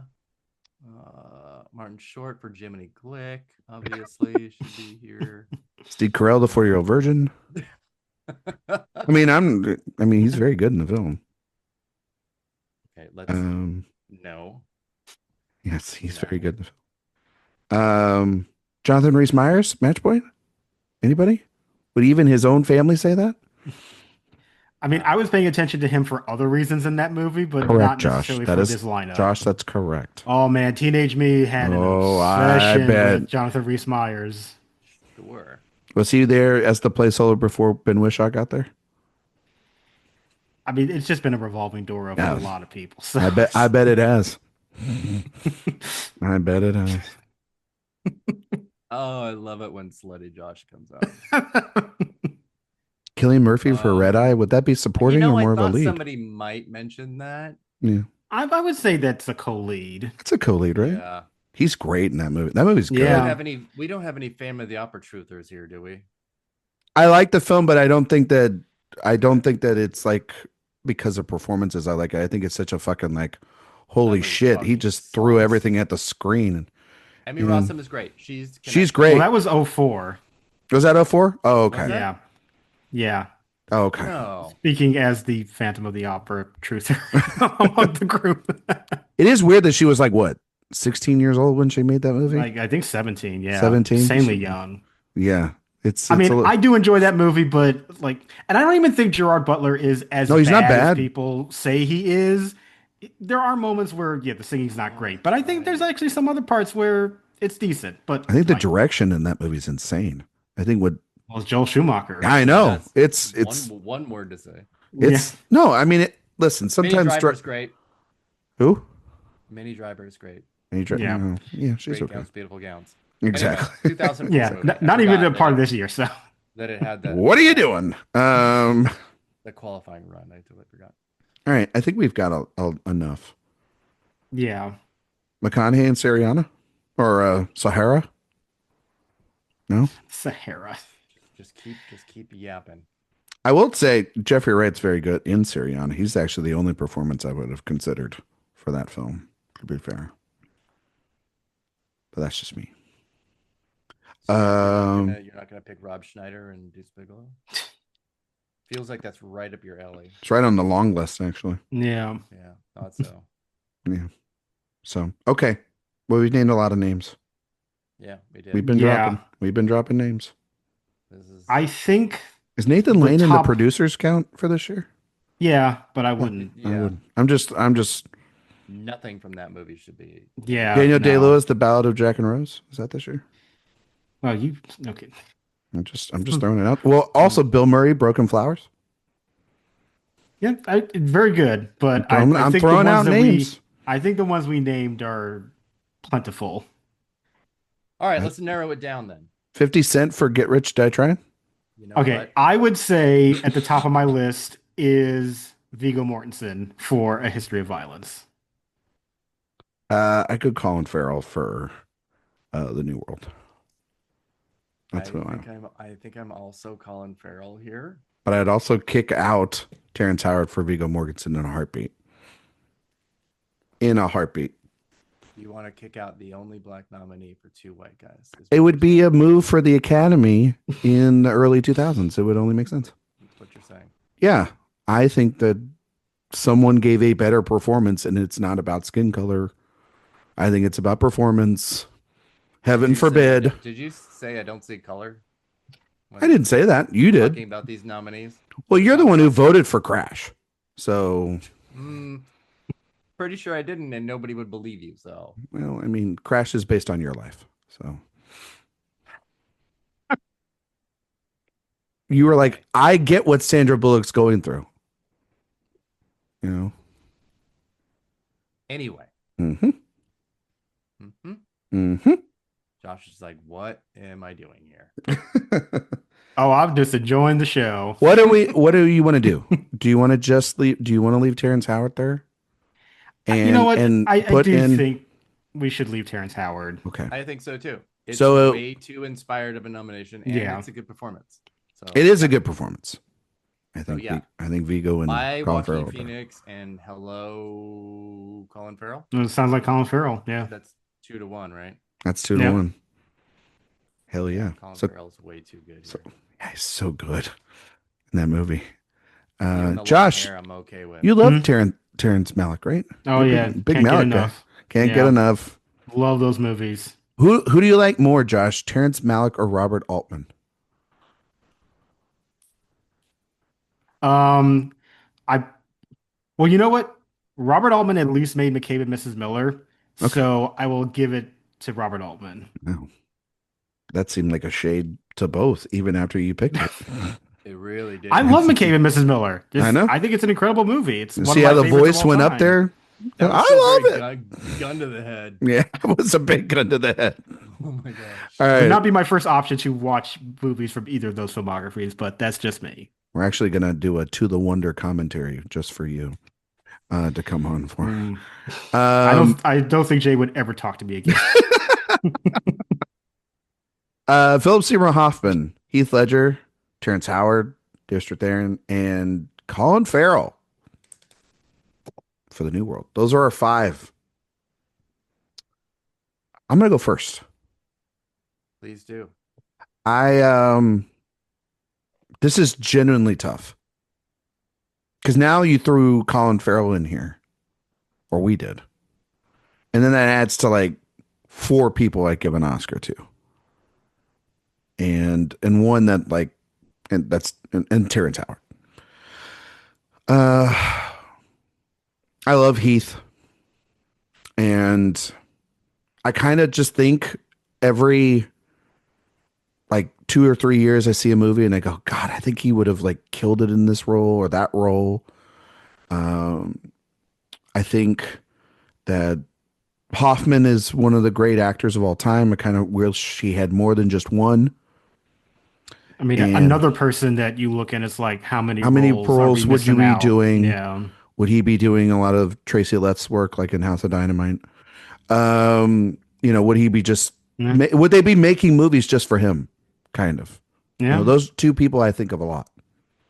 And then Colin Farrell, he's at this crazy time of his life, but he's making these insane choices. Like he's now still making, and he's wonderful in that film.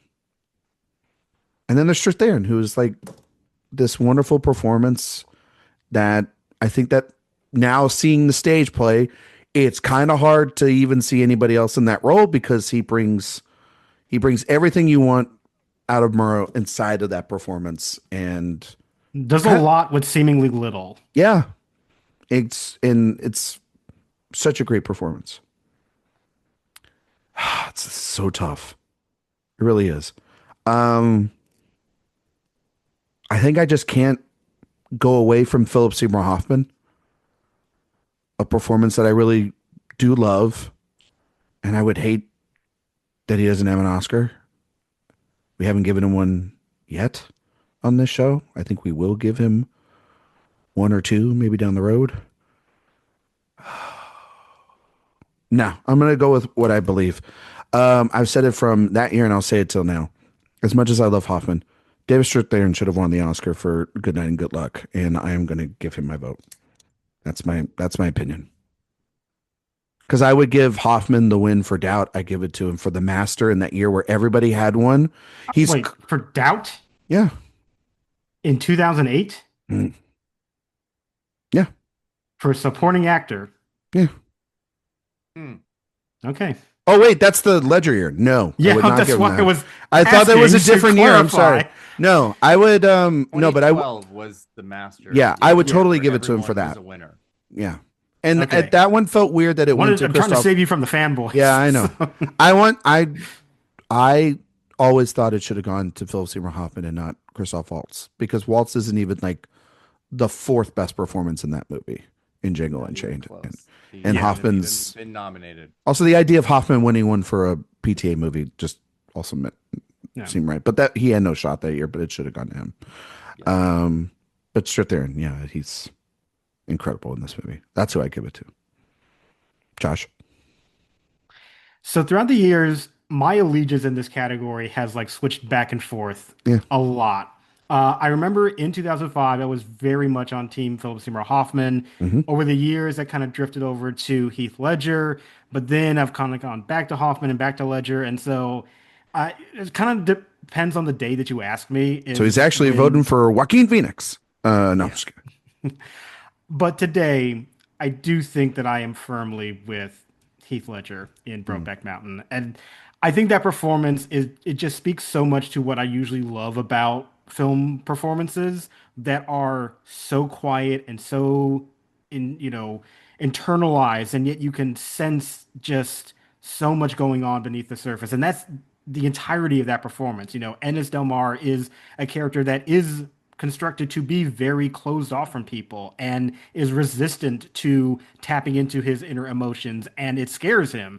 And when you see those glimpses where he allows himself to feel that, you are happy, but you are also nervous at the same time, and you are with that journey with him throughout the entire movie. And I do think that it is just such a tender and emotional and moving performance that I would say is the best performance that Ledger gave. And I would even include The Dark Knight in that. And I love him as the Joker, but I think this is a much purer example of the talent that he had. And there's, I think, no way that I cannot pick him. So yeah, it's Heath Ledger for Brokeback Mountain. Eric? So I've never wavered on this. And I never will. I don't see a situation where I would. I really like Philip Seymour Hoffman in Capote, although it is, for me, leans too much into impression than finding something Like caricature? really, really him. And like Toby Jones did it the next year, and I think better. Yeah, that's a wow. You're I not do. wrong. I think He's great in that movie. I think Hoffman does gay and gay voice really, really well. I think he's better in Flawless than here. And I know that feels like an absolutely blasphemous thing to say. I would give him the Oscar for The Master. That would be an easy, easy, easy choice for me. I would. I think we can also be honest that Ledger would not have won for The Dark Knight had he not died. I don't know about that. I don't think he would have. In 2008, I don't know about that. I think sometimes there's just performances that was a I don't think so. I think he would have won.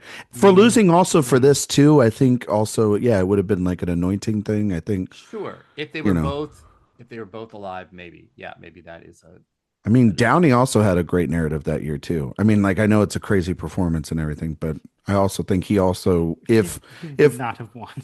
Oh, I think he could have with Iron Man and that. I think he could have had a narrative. I'm not saying he would have won, but I think he would have had a better shot. But I think Hoffman would have probably. I think to your point, Eric, like if Ledger was alive, it would have been a tighter race maybe than it was because it was so. But they're also it just sometimes you just see the performance of the year and you go, holy shit, like that's. It's one of those great unknowns that we'll never really know. But absolutely. So we're just it's all. I wish we did because I think that he is a guy that. It's one of those when you watch it, it's a lot like losing Hoffman. It was such a big loss, and it's like losing like River Phoenix or these even James Dean. You're like you wonder what their careers in the long term would have been, and what type of performances they would have done. Like Eric, you and I were talking a little bit. As much as we love Leo in One Battle, I was like, I think like.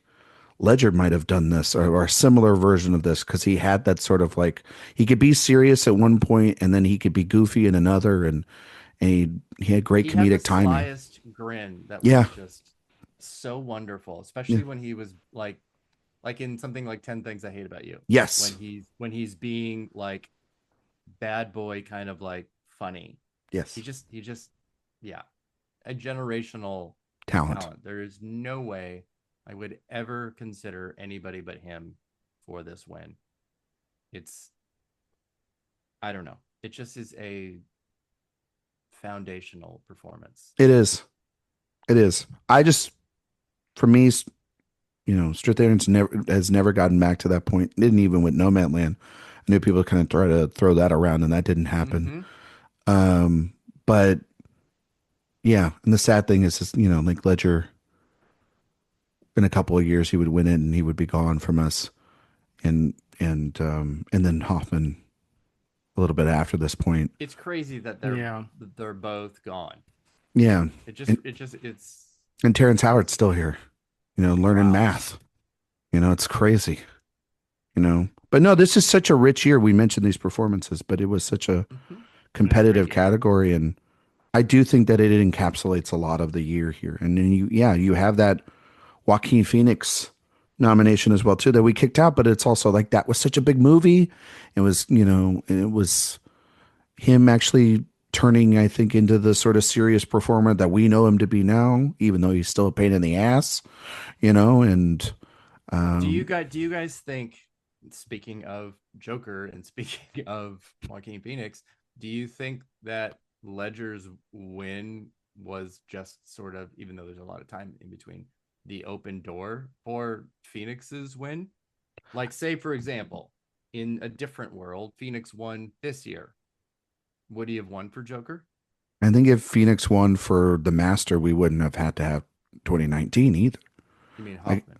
No, I think Phoenix was nominated for The Master. Yeah. That's right. I told you, I think I told you this a couple of like 2 weeks ago. I was like, I would have given the Oscar to Joaquin Phoenix because I think he's great in The Master, and I love Daniel Day-Lewis and Lincoln, but I would have given him to that better performance. It would have been funny to see his ass have to accept that Oscar because he didn't want to be there. And yeah, I don't think he then makes Joker. I don't think he wins for it. And I don't think he's going to be two-time Oscar winner Joaquin Phoenix for a Joker win. But I do think the narrative starts building up when you play Johnny Cash and Lost, when you play, in The Master and you give this transcendent performance and you lose to Daniel Day-Lewis. And so then he wins for that. It's sort of right time for him as well too. But yeah, it built a almost 20-year narrative in the 20 years since Gladiator of like, this is a guy that like should have one of these, and he's made all these choices, and per those choices he's won that. I mean, Ledger's win broke the mold for that type of character to be able to be taken seriously. Well, sure. No, I think Nicholson was very close to get nominated for his performance of Joker as well. Is true. So I think what it comes down to is like, did the movie make money? Did it break into the popular culture? Like, that's sort of hard to deny. And I think what both Ledger and Phoenix have in common with that character is that it really showed you like transformative kinds of performances. Yeah. And no matter what the genre is, they'll always like kind of gravitate towards that. But I do think Ledger probably is a good breaking of the seal, but there's hallmarks to the Phoenix performance in Joker that was always going to be kind of catnip to larger Academy voting.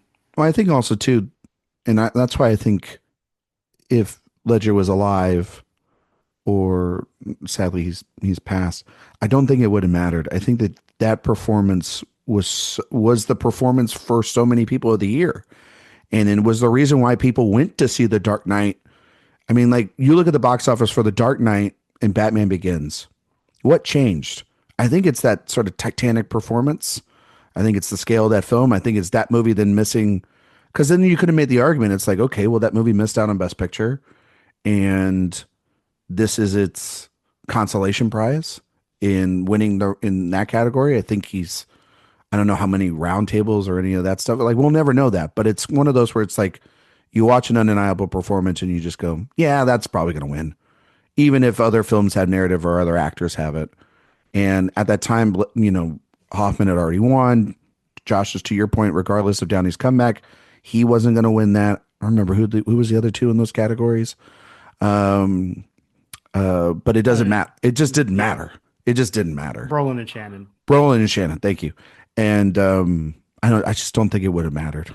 I think he would have won that regardless. But we'll never know. Well, he's a winner here. He's a winner here. He's a two-time winner, because I think when we do that year, I don't think he's going to lose that Oscar. Yeah, there's no competition. There's no, like, it's one of those where it's like, it's kind of an all-time performance and an all-time win. Yeah. And this is, again, another one of those where it's like, those boys should have been up on that stage together that night, winning that Oscar. And they are here today. Erik, Best Actress. Oh boy. Oh boy. We can only get rid of how many? Yeah, fair point. I could go 5 here. I mean, well, I can go 4. I can go 4. I'd go 4. Yeah. All right. The winner was Reese Witherspoon for Walk the Line, and the other nominees were Judi Dench, Mrs. Henderson Presents, Felicity Huffman, Transamerica, Keira Knightley, Pride and Prejudice, and Charlize Theron, North Country. This is rough. Now remember, folks, we do have the bomb to still use that we haven't used on a retrospective this year, which is then, and collectively, then we wouldn't be able to use it throughout the rest of the season. Yeah, and we have a couple more of these. Done. It's a one and done where we blow up the category and we build from scratch. And I kind of feel like this is getting real close to it. It's Josh? Very close. The question is, though, do we still feel like we should keep Keira Knightley? I'm assuming that is the question here. That is the question. I think she should stay. Yeah. So therefore, I don't have to keep others. 2 others. So she's the shield that has allowed 2 other people to sneak by and survive in this category. This is a garbage lineup. Yeah, it's one of the worst lineups the category's ever seen. I would argue that it is the worst. No. What is worse? I mean, go back on that actress ranking episode. I'm sure I said that there was a far worse year than this. Let's say in the modern era. In the modern era? Let's say that. Let me look at. There is nothing. Y'all deliberate who you want to keep. A collective of 5 total. Yeah, it's I can believe that. Yeah. All right. So Keira Knightley is staying. Who is she saving along with her? My God. Yeah. Okay. Well, I'm sorry. I'm looking at something else here for a second. I can't even say because they're so bad.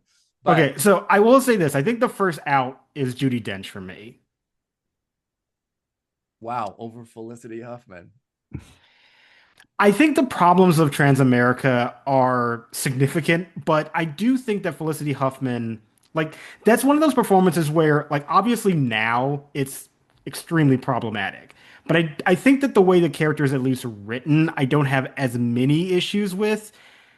But, like, I mean, this is all not something I'm putting up a huge defense against, you know? I don't really care about any of them. I think Judi Dench would be number 5 for me, but it's bad all around.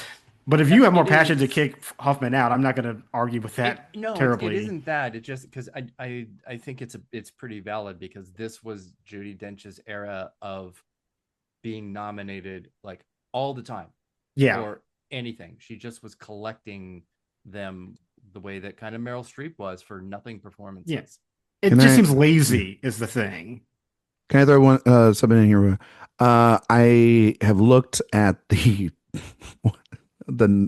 actress category since 2000. It is definitely up there. I also would throw 2019 in there as well. Because outside of Saoirse, I would get rid of everybody in that category. So. Wait. Mm-hmm. No. What? Yeah. No. I'm not keeping Megyn Kelly. I'm not keeping Cynthia Erivo for Harriet Tubman. And I don't like Scarlett Johansson in Marriage Story. And I think the Judy win is atrocious. So I would absolutely not kick out Scarlett Johansson. I would. Here. And the only performance I'd save is Saoirse.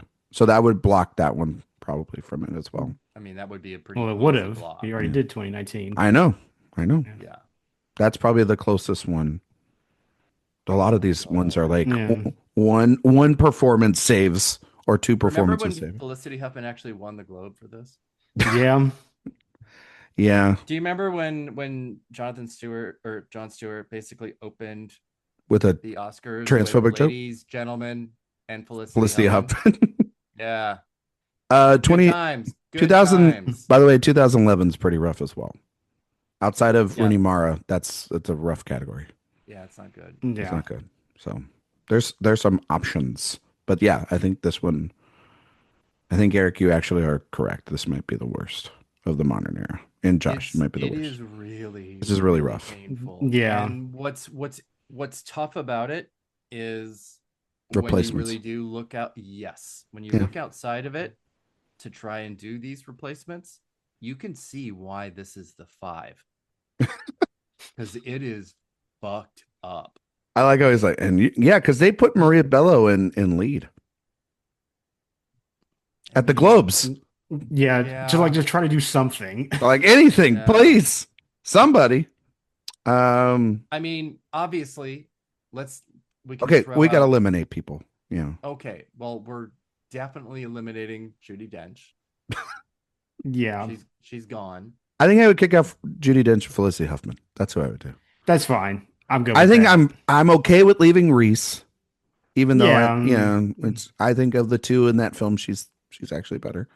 And Charlize is like, yeah, okay, whatever. They're the least nothing performance, but it's the least offensive. Yeah, of these, yeah, I agree with what you're saying here. We have a few names that I think really should be here. Okay, we'll start throwing them out. Like Laura Linney in The Squid and the Whale? Yes, Laura Linney. Yeah. Okay. Zhang Ji, Memoirs of a Geisha. Kirianka Kilcher, The New World. Yes. That's the number one. That's number one. I will say, I'm not a big fan of the movie, but she is pretty exceptional in it. She's fucking incredible. Yeah. And just weirdly one of those examples of like, what a great debut. And then everything after that is what happened. Yeah. She's very nice, though. She's very nice. Eric took photos with her at the Pinocchio event a couple of years ago. A sweetheart. Who else? So those are 3 names. Yes. Yeah. That's correct. Good. Those were 3 names. Damn. Yeah. BAFTA put Rachel Weisz in lead. Yeah, they put her in lead. Get the fuck out of here. Yeah. It's silly. That's silly. I'm not saying it's wrong. It is wrong. She's barely in that movie, man. I mean, kind of. 2/3 of that movie become a Ray Fiennes vehicle. Like, yes, and which is a name we didn't even mention in actor, which is kind of funny because that's fair. We moved on. It's appropriate. It's appropriate. We moved on. I'm sort of embarrassed to say this name, but I have to be honest. I do kind of like her in this movie, and that is Gwyneth Paltrow in Proof. Oh, yeah. No, she's good. Okay. I never know because I feel like Proof is a movie that has divided opinions on it. And I feel like it's usually meant as a joke, but I think she's great in that film. Yeah, Aren't they doing like a new stage version of that? I thought I heard that, yeah. It's Iowa Debris? All the stage versions have been better than this. Iowa Debris doing Proof? I think so. Awesome. With her and I think it's Don Cheadle? Okay, choices. I'm gonna look it up. Y'all keep talking. Best of luck with that. I mean, for a while, I did think Naomi Watts Don in Cheadle King Kong was good. And Iowa Debris. Yeah. It'll be on Broadway. Did you say Naomi Watts in King Kong? Yeah, which I think that's one where it's like I give her a lot of credit for having to, work with nothing on set. She's good in that movie, man. Yeah, she's good in that movie. Good. Even I'll say that. Yeah, yeah, I forgot. So, Good job, Eric. You know what? You're growing here today. Exactly. It's growth. And you know what? I'm happy for you. Yeah. Dakota Fanning would be supporting. So Jodie Foster in Flight Plan? Anybody? Rachel McAdams in Red Eye? I'd do it. I'd do it in a fucking heartbeat. So. You kidding me? I know you would. She's the best. She's wonderful. Jennifer Lopez in Monster in Law. Wait, we didn't nominate Jane for Monster in Law? Nominate Jane Fonda. God, we're going to hell. Or Paris Hilton in House of Wax. Well, that's okay. Just think about it. That's okay. She was supporting. Yeah, she's supporting that. Yeah, I'm looking at things going, wow, we had Josh supporting that we really Renee Zellweger, Cinderella Man? We didn't even mention. No? Okay. Well, sometimes you just got to ask the questions. If there was a lead for Crash, would it be Sandra Bullock? I think it'd be Don. No, I think the lead would be Don Cheadle, honestly. Well, the lead is racism, but yeah. Yes. The lead is, the category is racism. Like Judas and the Black Messiah. Who's the lead of this movie? Racism. Mm-hmm. Nicole Kidman in Bewitched. Oh my God. Wow. Jeez, what is wrong with you?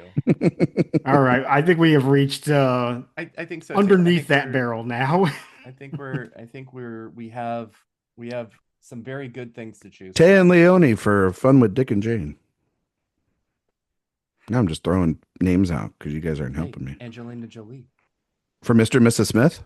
Mm-hmm. Would consider. Yeah, so would I. It would be wonderful to nominate her and not Brad Pitt. Well, he's very good too. So he's really good in that movie. What do you think of Vince Vaughn in the movie, Eric? We were able to avoid like Meryl Streep in Prime and Julianne Moore in the prize winner of Defiance, Ohio. It's amazing that we were able to just collectively as a culture avoid that. Yeah, because you just kind of wonder, how did Meryl not get in? Because she's just Meryl Streep. This was. Is she ever going to get nominated again? Nope, I'm here. Do you guys think she'll ever get nominated again? Probably not. Streep? Yeah. Ever again? Yeah, ever. Of course. Yeah. Well, she needs to make another movie. She's got to make a movie. Stop making Murders in the Building. Whales of August. She'll have something. She'll have an On Golden Pond and probably win the 4th. Oh my No, God. I'm just saying. I think she could. Her and Short need to make a movie together. Oh man. Aww. Yeah, like a remake of Body Heat.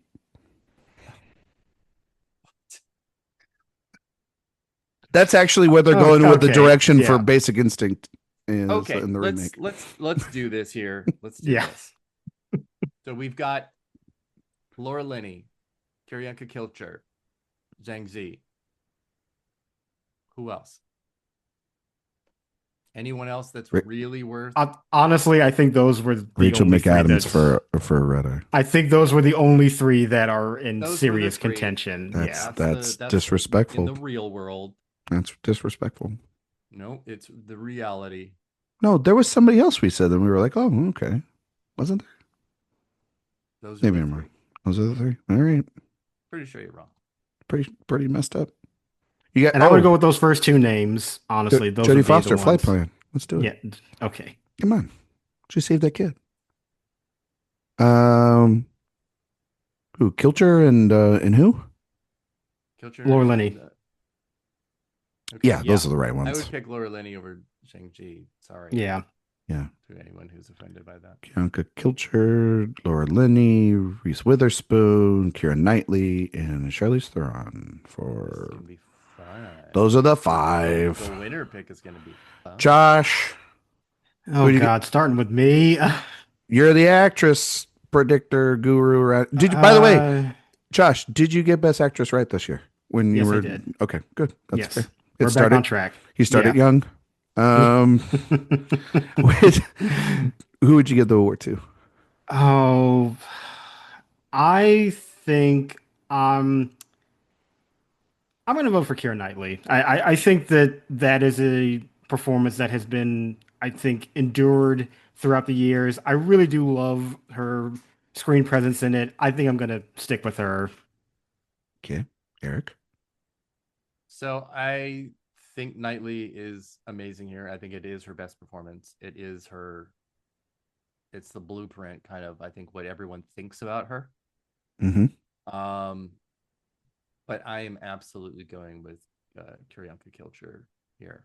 I love a brand new debut, first time performance that just knocks me out, and that was it.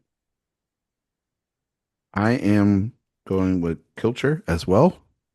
Oh my God. I love that our actress winners this year in supporting and lead are essentially debuts. I mean, Amy Adams had done some stuff, but relatively newcomers to the scene. I think she's phenomenal in this film.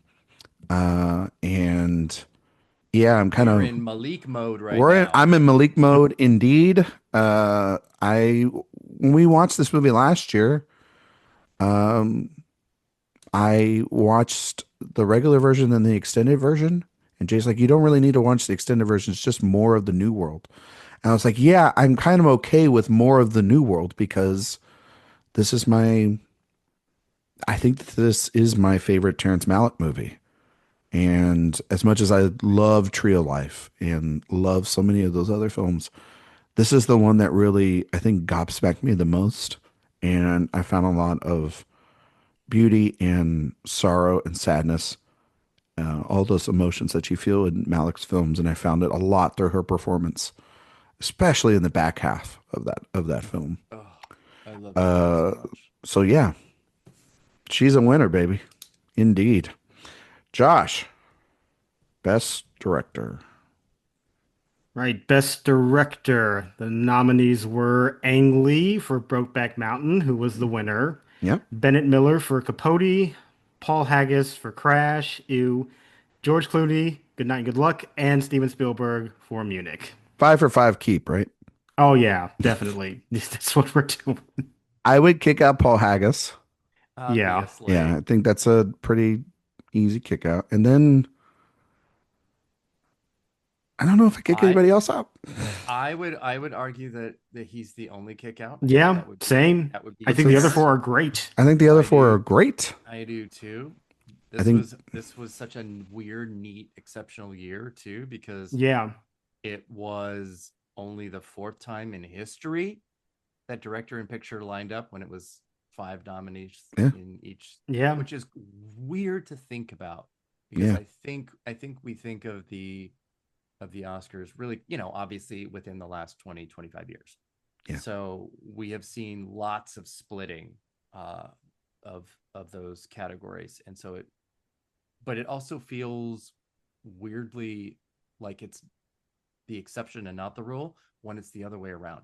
Yeah. I agree. This was highly unusual, and it hadn't happened since 81. Yeah. Oh. Crazy. Yes. It was crazy. And I'm glad that we kicked out Yeah. Mr. Haggis. And Yeah. we'll see if maybe we'll still have 5 for 5 in both. I don't know. Okay. I feel like it could happen. I would nominate Terrence Malick for The New World. That is mine too. There is no other one for me. That's it. Yeah, that's kind of it. Josh, do you want to Sorry, throw some Josh, I you want to throw some other names I know out there? I know I'm not winning this argument, which is fine. But the only other person that I had was Cronenberg for A History of Violence. Yeah, which is really good too. That would be an incredibly cool nomination and something that feels like it could have happened. Yeah. Easily should have, honestly, over fucking Paul Haggis. Yeah. That was never not happening. I mean, if I Yeah. I wouldn't kick. I don't know who I kick out to throw him in. Well, That's the I would. question. Yeah, I'm not kicking anybody else out. So Because okay, I know Josh, you love Capote, and I do as well, and obviously Lee and I think Spielberg are pretty safe. The only one that I would consider is Clooney, but I think it's hear me out. He also made history with this too.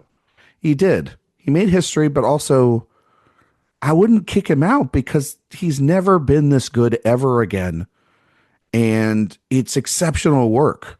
Is exceptional work to do this for him. And honestly, we only had Confessions of a Dangerous Mind at the time from him, which is a fine film. It's not like the best. more evidence of like just the scattered filmography of George Clooney that it's like, what are you as a filmmaker? Exactly. I do not understand. And this is the best of him. And this is the movie Honestly, that this and Ides of March makes you think like, okay, maybe are you like the political guy? Maybe that should have just been your lane, but it seemed like he didn't want to keep doing that. No, now he's like the sentimentalist on streaming networks, like the Midnight Sky and the Tender Bar, where you're like, what the fuck are you doing? Yeah. Like, Yeah, he's definitely someone who has not made good on this. Suburbicon, Yeah. you know, Leatherheads, Leatherheads is the one that I would That's- be like, you know what? Director jail. The Monuments Men. Yeah, so maybe we should kick him out because No, I just think that when you look at everything after this, it's garbage. it's a little. I'm not saying it's the same comp because I think Redford had better films after, but it definitely gives that vibes of you made a movie clearly above everything else. No, that's Kevin Costner. Or Costner even. Yeah. Costner is the comp here. Yeah. Well, but Costner only made his best movie is like his third film, which is Open Range, not Dances with Wolves. But his celebrated film is Dances with Wolves. So you're right on that. So what if we kick out Haggis and Clooney, and then we get both Cronenberg and Malick in here? Who's Josh? again? Would you argue against that? No. Okay. We all get something. We all get something. Sorry, George. You're out. David Cronenberg in.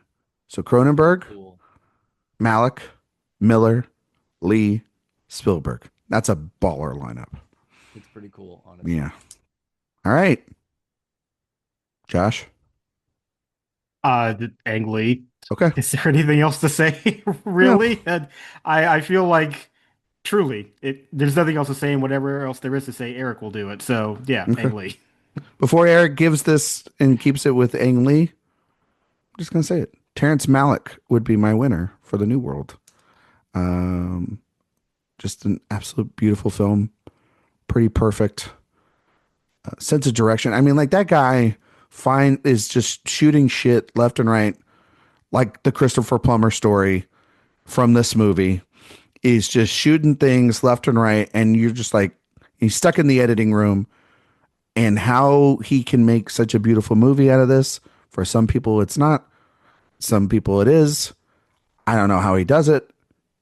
He's meticulous genius. He's a madman. I think that this and Tree of Life are his best work. And I think that this movie is so beautiful. But yeah, it's going to stay with Ang Lee. So Erik, just say it's going to stay with Ang Lee. I am here to preach from the testament of Ang Lee. There you go. And that is where it ends, begins, and in the middle. It is not even close. Does he still like this movie? Does he still like it? He loves it. Okay. About it in recent Q&As. Oh, well, because there are some films that he's come out and said, like, I don't like that movie anymore. You know? Well, I think he did like joke that he thought it was boring too. Yeah. But I think he was joking. Well, it feels like he's like been saying like his more recent films are he thinks more interesting, like The Long Walk and Gemini Man and that shit. He can think that because he's so obsessed with the damn technology. No, it's the thing that like what we talked about with Peter Jackson, where it's like these guys are so obsessed with their toys they forget, you know, how great that those experiences were. Can you imagine seeing fucking Brokeback at Avatar high frame rate? My God. It would look like the tent scene, a daytime soap opera. Yeah, man, that tent scene. That'd be honestly, tent scene in like crystal clear, super like 8K. I'm here for it. IMAX 70 millimeter on that. That spit. Yeah. 40x. 40. Let's go. Take everybody on the school field trip for that one. All right, best picture.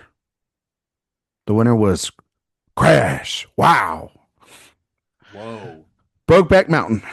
Capote. Good Night and Good Luck in Munich. We can replace 3. Obviously, Crash is get the fuck out of here. And the only one that I would get rid of. And the only one, yes, of this one, the only one I would get rid of. I would not get rid of anything honestly else. I mean, I know we're off of director already, but I would actually swap out War of the Worlds with Munich as no. I think his better. I can't do that. Can't do that. I think he makes some choices in Munich that are. I think you're making a choice right now. Questionable. Mm-hmm. Exactly. Same statement. Are not present in War of the Worlds. Just saying. Okay. Well, I'm keeping Munich because it's a pretty. Yeah, it's like, I love Munich. It's like, one of my favorite movies of all time. Upper tier Spielberg for me. And yeah, I think it's for wonderful. me. It is. I love that film. Yeah. How many are in your upper tier for Spielberg? It would be like 4 or 5. It's in your 5 for 5 Spielberg? 5 or 6, yeah. Oh my God. Okay. Yeah. Wow. I think it's better than like Schindler's List. Well, I mean, I think it's better than like Schindler's List. I think it's better than like Close Encounters. Oh I think he's rocking in this era. So, you know, I gotta rewatch AI, but I feel like I would really love AI now. You know, when AI first came out, I was really down on it. Yeah. Did you rewatch it? in the last 20 years, I've watched it many more times, and I think it's pretty fucking amazing. Yeah. So it would his movies do that. You got to go back and rewatch some of them. In my maybe my middle tier. Yeah. But I have like Minority Report in top tier. Spielberg. That's a really good one up there. I think that's a nearly perfect movie. Yeah. What is your favorite Spielberg, Eric? Jaws. Jaws. Okay. Yeah, it's got to be Jaws. Mine's Raiders, but Jaws is also top tier. Yeah. Yep. And then it's like his genre work is unparalleled. It's Jaws, Raiders, Catch Me If You Can. Those are the top three for me. Well, I love Catch Me. Yeah, what a fucking movie. A lot of heavy lifting by John Williams, though, but it's great. Yeah, but it may be his second or third best score. Yeah. I think those three might be his best, and then like a Star Wars if you want to throw that in there. Okay, so we're keeping those four. Sorry, Eric. Yep. And Crash is gone. So what are we throwing in there? Well, I think it's very clearly you guys are picking the New World. I don't have to put the New World in here. I got him in map. Look, I am just surrendering to the inevitability. No. Like that's fine. It's okay. She won actress. Listen, she won actress, and he got into director. Yeah, I'm okay with spreading the love, which would be kind of crazy for not to be in picture. But yeah, but like I can spread the love. Let's throw some things out. Yeah, well, like a history of violence. History of violence, Squid and the Whale, the things that we were already kind of loving before. Mm-hmm. But I mean, it is a pretty good lineup. But Pride and Prejudice. Mm-hmm. I'm trying to look here. War of the Worlds. No, not doing it. Sorry. I mean, this isn't the first time for me that Spielberg has made two films in 1 year, and it's the other one I like better. Your Jurassic Park over. Yeah, easily. we've talked about that. You're correct. I think I kind of agree with that take. Yeah. Honestly, again, his genre stuff does not dip into when his sentimentality becomes a problem. Yeah, and something that really suffers. That's why that movie, even though I'm a little nervous about it, just because it's been a while since he's done sort of original sci-fi. The UFO thing. But I'm really excited for it nonetheless. Got Josh O'Connor in it. It's going to be a masterpiece. Coleman Domingo and Domingo, yeah. And your favorite, Emily Blunt. I'm just going to pretend it's and who's doing the screenplay? Is it Kushner? Is Kushner doing it with them, or is he writing it? I don't know. I'll look that up. I didn't think it was Kushner. No, I'll look it up. Okay, you do that. I'm gonna look it up. But his collaborations with Kushner, I think, have been, for me, like a highlight in his filmography. Oh, absolutely. Yeah, wonderful. Yeah, that movie he just made, that what is it called? The Fablemans, fucking ruled. So let's see here. Yeah. Oh, it's their first collaboration here. It's David Nope or Kep. Yeah. Kep. Who wrote Jurassic Park? Man, but although David Kep, See? That's a you don't know what you're getting with David Kep, though. Yes. You know what I just got? Black Bag. I just got Black Bag from him, so I'm fine. Like that guy. Yeah, that guy. But then there's Dial of Destiny with Black Bag. Yeah, like that's you Jurassic Park Rebirth. Yeah. But that is worrisome. His Soderbergh run though the last couple of years has been great. Really invented stuff like Kimmy, Presence, Black Bag. Kep wrote like literally one of the best movies of the year. Yeah, but then you look at what he did most recently with Spielberg, and that's not going to fill you with a lot of faith. Yeah, Kingdom of the Crystal Skull. Yeah, that's worrisome. It is. The Mummy. Because they're not going to push back against each other. Yeah, The Mummy, Inferno, Jack Ryan's Shadow Recruit, Premium Rush. This is bad. And Demons. Bad news. He wrote War of the Worlds. Yeah. Which kind of puts a hole in your argument there. Original Spider-Man, Panic Room, Lost World, Jurassic Park. Panic Room is great. Mission Impossible, the original Mission Impossible. Mm-hmm. Yeah, he had a great Carlito's Way. Until he did. There's good movies in there, but there's a lot of crap too. Death Becomes Her. Oh. Yeah, there's a lot of good shit. It's kind So of we a had the 50. exact same response to that. So it's a little bit of Wow. a little bit of a fucking Perfect. coin toss with that, but still, nonetheless, Yeah. looking forward to it. Anyway, Let's hope. So we throw out New World, we throw out Pride and Prejudice, History of Violence, Yeah. Transamerica, Oh my God. North Country, Yeah. You're a terrible person. Match Point, would consider, Squid and the Whale. I'm sure you would. Paradise Now. But like These are all movies that we've mentioned here Revenge of today. the Sith in there. Do you want Revenge of the Sith. Yeah. Revenge of the Sith. Yeah. Okay. Why is it that that movie has become so popular over the last couple of years? Why has that been so reevaluated? Because millennials are dominating a lot of the culture and the talking points, and that's the reason why. Because Yeah, but I didn't. I mean, like, it's a fine film. It's the best of those crappy trilogies. You know what it also? Well, that's that's the I was reason gonna why. say. It's like people don't like the new Star Wars movies, so they are retroactively going back and being like, "Hey, the prequels." This is are good." actually, yeah, But this is actually good. the prequels had a peak, an extreme valley, and then a peak again. Because Yeah. Attack of the Clones was horrifically bad, and Hayden Christensen is really, really, really, it still really is bad bad in it. Yeah, But yeah, he's somehow really good in Sith. no, I wouldn't go that far. Yeah, I he would. he is marginally better. Yeah, Okay, he's well, it's borderline. You know what? Revenge of the Sith, he is at least seen shirtless, so that makes it a better performance. Yes, and kills children, which is always, Eric. what? Jesus. Good Lord. We here at the AwardsWatch Podcast do not condone the killing of children or anybody by a lightsaber in this galaxy or another. Oh, unless they deserved it. Unless they deserved it, which exactly. I mean, And they that kid usually kind of do. did. I mean, you don't know what that class. he was asking. Like. Yeah, you don't know what that classroom was like. Could have been a little Yeah. brat. Yeah. You know? You know what? I'm pro teacher. So, are we just nominating the New World? Let's just do Okay, it. let's just do it. All right. Good fucking Lord. This show's going off the map. The New World, speaking of off the map, the New World, Brokeback Mountain, Capote, Good Night and Good Luck in Munich. Eric, give it to Brokeback Mountain. I'm going with Munich here, obviously. Come on. Please. It's always hanging in the background. Yeah, that poster. Never beating the allegations. Never beating those political allegations right now. Never. I always love when I interview somebody and they see it and they're like, okay, I know everything I need to know about you. Like, well, yep. Yeah, sorry. But this would have been one of the greatest wins of all time. And the legacy of this film has endured.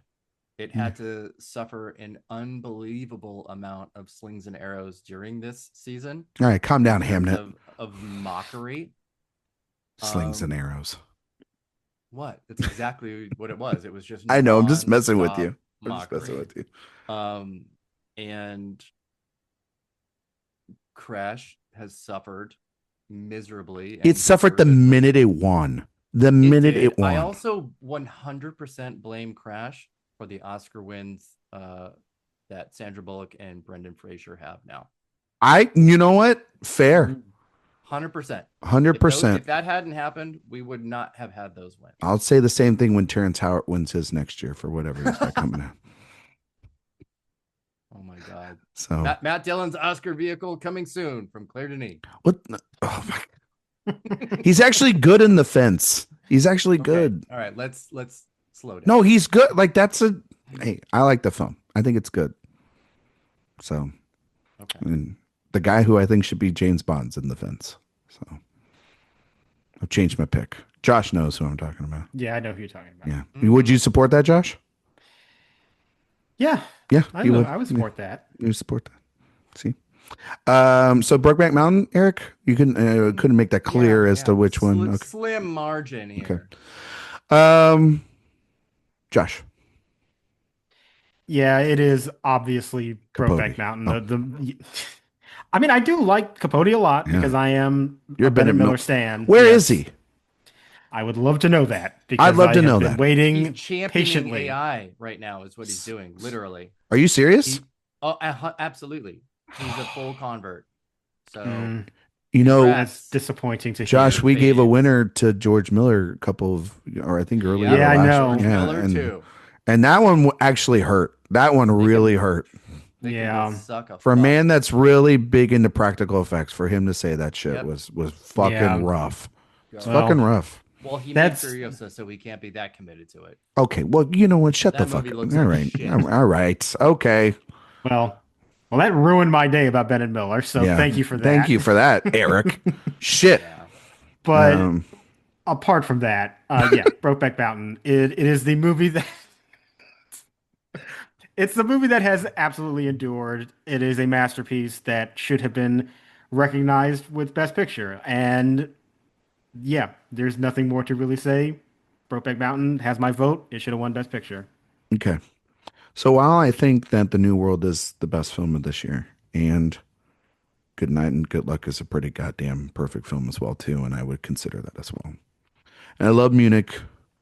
I love Capote. My vote would go to Brokeback Mountain. And the reason why, and it's, I mean, these two kind of said it perfectly, but Josh knows this about me, and I think Eric does too. Some years I don't always vote for my favorite film if they're up for it. I vote for what I think is the movies sometimes that also represent the time, that also should win regardless of my personal feelings. And that tends to be usually sometimes also some movies that I really, really love. And I love Brokeback Mountain. I really do. I think it's a beautiful film. I think that movie should be, it would be one of the most, it would be a perfect win. It would be one of the most, I think, of the sort of era, the early 2000s, before we expanded the Academy, before we opened it up to 10, before we had a lot of moving and shaking within the Academy. It would feel like an anomaly, but it also would feel like this revolutionary win and progressive move forward that we had to wait another decade to get, and a lot of change to overcome. At this time in our culture and a time in America when we were so divided in the second Bush, term, and the war still going on, and a lot of, just a lot of things that are still a problem in this country, honestly, which is a sad thing to talk about that 20 years later. It would have been a wonderful reminder of like, hey, Tony Curtis and Ernest Borgnine, hate does not win in these circumstances. Great filmmaking and beautiful storytelling wins. And when Ledger and Gyllenhaal talked at press conferences, or I remember watching them on Oprah, they said that they didn't make a gay love story. They made a love story about two gay men, and that they found universal truths inside of this thing. And maybe that's a little bit of like trying to like say anybody, and whatnot. And that's pandering, but there's also truth in it, because I think over time, Eric's right. And Josh, you're right, that this movie has endured a legacy of 20 years of becoming such an important film for so many people. And that's why sometimes also things should win, is that when they speak to people, it should be just kind of obvious that that's a winner. And its legacy has been defined now as this is one of the worst snubs in Best Picture history. And it rightfully is. It's right up there with some of the great ones that we've talked about. But I think now, if this movie had come out, I kind of think, one, I don't think Crash would have got nominated, but never know. You never know. We had Green Book nominated. But I think it would have won. And I think it's a movie that honestly fits now the sensibilities of who votes in the Academy more. But it's also just got the two, all four performances are great. The movie's beautiful. The music, the score, which we really haven't even talked about a lot, as this iconic, beautiful score. Ang Lee.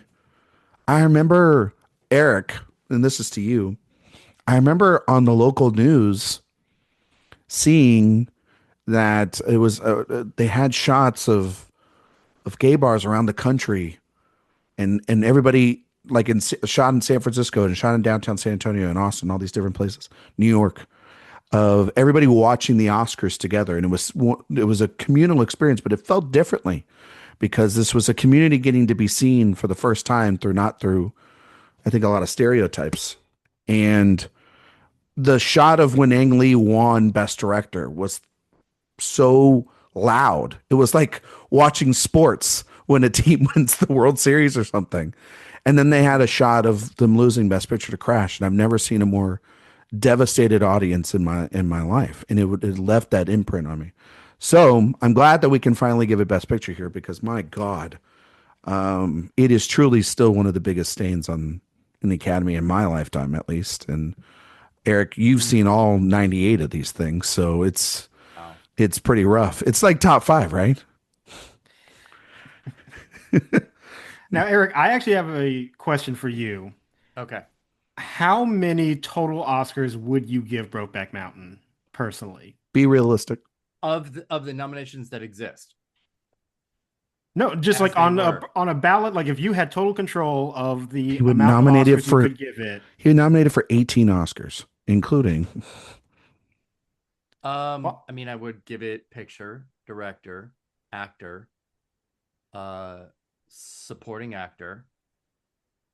I would waver on supporting actress because I still am so pro Amy Adams there. Adapted screenplay, original score, editing, which it should have gotten in, cinematography. Oh, wow, these for wins. Oh my God. Okay, Jesus, naming wins. everything I'd have it nominated for. Costume design. Honestly, production design. Honestly, the costumes are part of the legacy that has lasted this 25 years. It's 20 years. Literally, I would have given it a nomination. Yeah. There was the coat. Literally. I was watching Halloween TikToks, and there were dozens and dozens and dozens of recreations of that final moment that they have together. Still, really, years later, from people that were that's crazy, because everybody's been children at the time. Everybody's been Bob Ferguson this year. Or Aunt Gladys. I saw more than I ever would have thought. So wow. Good for him. It should have gotten in for costume design and in for production design as well. Sound. Again, the tent scene. You know, the sound. Oh my God. Sound editing. Just for that squish. Squish. There you go. Let's see. I think hey. Would you have thrown that song in? Mm-hmm. It's a good song. I wish it had been a little bit longer, but yeah, I would have absolutely cheated the rules and gotten Dolly out of there. I know that's mean. Most of those sheep were visual effects, so let's throw that in there too.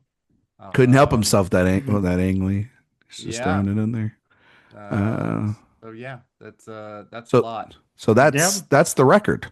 That's what you're saying. That's a lot. But you know, I would have had both Williams and Hathaway in. Yeah. So, and Randy Quaid. You know what? It's a good question to ask. Stem that rose. Wait, Eric, Randy Quaid or Matt Dillon in Crash? Which is the better performance for you? What is this, a smash or pass? What are we doing here? Sure, smash or pass. Matt Dillon in Crash or Randy Quaid in Brokeback. Matt Dillon gets the new lineup at the RNC speakers. Oh my God. Oh, speaking of RNC, you watched the beginning of this, Eric. So they go in through all the different people that could host, and they do the 10th thing with Billy Crystal and Chris Rock. Mel Gibson. And then Mel Gibson on the set of Apocalypto. Yeah. That was messed up. That was wild. I love that opening. It was really, really funny. The Steve Martin, them all there, and then Goldberg. Oh hell no, Whoopi I loved that. That was David great. Letterman. Then, ending on Mel Gibson was like, yikes. Yeah, it's like, what is it? Stacey Dash being there or whoever it was. What is he? It's like, what are we doing here? Like, it's so weird. It was an odd inclusion. In Apocalypto, though, good movie. Joke. So okay, his best movie. Yeah, his best movie. Yeah, wow. I think so. Okay, fair. Actually. Yeah. Think about the choices there. Think about the choices there. Yeah. Eric's like, no, I'm more of a flight risk kind of guy. I would prefer not to end this podcast on Mel Gibson. So let's do something else. Cool. right now. Match Point, Woody Allen was this year. Send on that. Someone who has never had any issues. Yeah. Ever. Now we're ending on Problem Academy free. Award winner Jake Gyllenhaal. Yeah. That's the thought that we're going to have right now. We're ending on we are. Yes. Academy Award. And that perfect mustache. Sure. I mean, honestly, I would not be able to make it through with just a few high altitude fucks either, but it would go a long way. Yeah. It is a very good look on him. Yeah. It's a very, very that and the whole cowboy aesthetic is just like, that does it for me. I'm not gonna lie. It's David Harbour that hits on him, right? David Harbour and Anna Faris. Yeah. Wow. Trying to go up to the cabin with him. You know what? Fucking Anna Faris here. Sidebar. Yeah. Amazing. Hilarious. Amazing. That whole scene is so great. So great. And Harbour's pretty good too in his scene with him. So, okay. Josh. Speaking of problematic men. Ooh. Yeah, I know. All right. See, now we're having a tough time. Eric, we're trying to get out of here, and now you're bringing shit. Yeah, no, you're not wrong. You're not wrong. You're not wrong. But anyway, on that note, Josh, can you tell everybody where they can find you and all your work on the internet?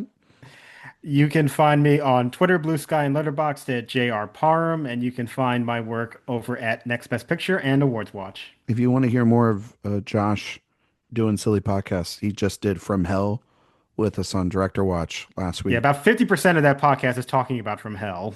And the other is just our tangents, which is exactly what a Director Watch episode is. Yeah. So it's not like any of you out there are surprised by that whatsoever. Even Eric's not surprised. He's like, wow, 50%? You talked about the movie? Congratulations. Eric, same drill. You can find me in Jake Gyllenhaal's basement defying the court order most days. He's looking good with the facial. Doesn't he have like some facial look? And now than he has ever been in his life, and it is unfair and unreal. Does he have facial work on in the Bride trailer, or am I just thinking of another character? He's just like clean shaven, slick back hair in tuxedo. Oh, yeah, he looks good. He's not doing any of that fuckery. I don't know how that movie's going to be, but he looks amazing. Good. And like, I mean, Roadhouse, like terrible movie, but I'll watch it. I mean, Rode Hard and Roadhouse. Cannot wait for part 2. Which part 2? The one with or without Doug Liman? Good Lord. I don't care. Any of them. Anyway. Keep them coming. There you go. Yes. Anyway. Okay. Yes. AwardsWatch.com. Hey, go there. Sure. Okay. Where can they find you online? Like social media wise? Oh my God. We do this every week. AwardsWatch everywhere and awards_watch on Twitter. You really need to get that Twitter situation taken care of. Do you have enough power? I'll never be able to do it now. I know. Yeah, unpaid. At this point, no, it's just let it ride. Just let it ride. So, yeah. You can find me on Twitter, Instagram, Letterboxd, Blue Sky at Ryan McQuade 77. You can find all my work here at awardswatch.com. Have some more interviews coming up on the website over the next couple of weeks. Really excited about that. Director Watch. If you like that show, we'll have more of it soon. We will be doing the Book of Eli this week, and where we'll which Jay already spoiled. Yeah, which Jay already spoiled. Fucking idiot. And then we'll be starting a new series after that to round out the year.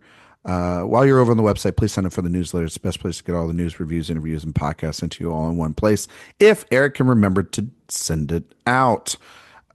Next week, what are we doing next week, Josh? You remember what we're doing next week? Josh was like, "Why are you asking me like I'm your secretary?" No, because he's always on the show. Secretary. I think what we're gonna do is we're gonna do an Oscar update podcast here on the show. Have some people like Josh and everybody up here. Well, no, because I see like Josh has written down his name like 5 times on this sheet, which is great because then that means you're going to hear more from Josh over the next couple of weeks, which is wonderful. We're going to do like an Oscar update, get everybody's opinion. Hopefully Josh can make it on that one. That would be wonderful to have him on here for that. And then Josh on a pod is always a good thing. Josh always on a pod is a great thing. And then we'll have episodes about The Running Man. We'll have a episode about everyone's most anticipated movie, Wicked for Good, to round out the month. And then we'll have some more Oscar retrospectives starting in December. Looking forward to that. Looks like we're going to have a big crew for those. And then we'll do our annual end of the year show, and we'll kick it over into the new year, and we'll be doing a lot more of this stuff going forward. Thank you all so much for listening, and we'll see you all next time.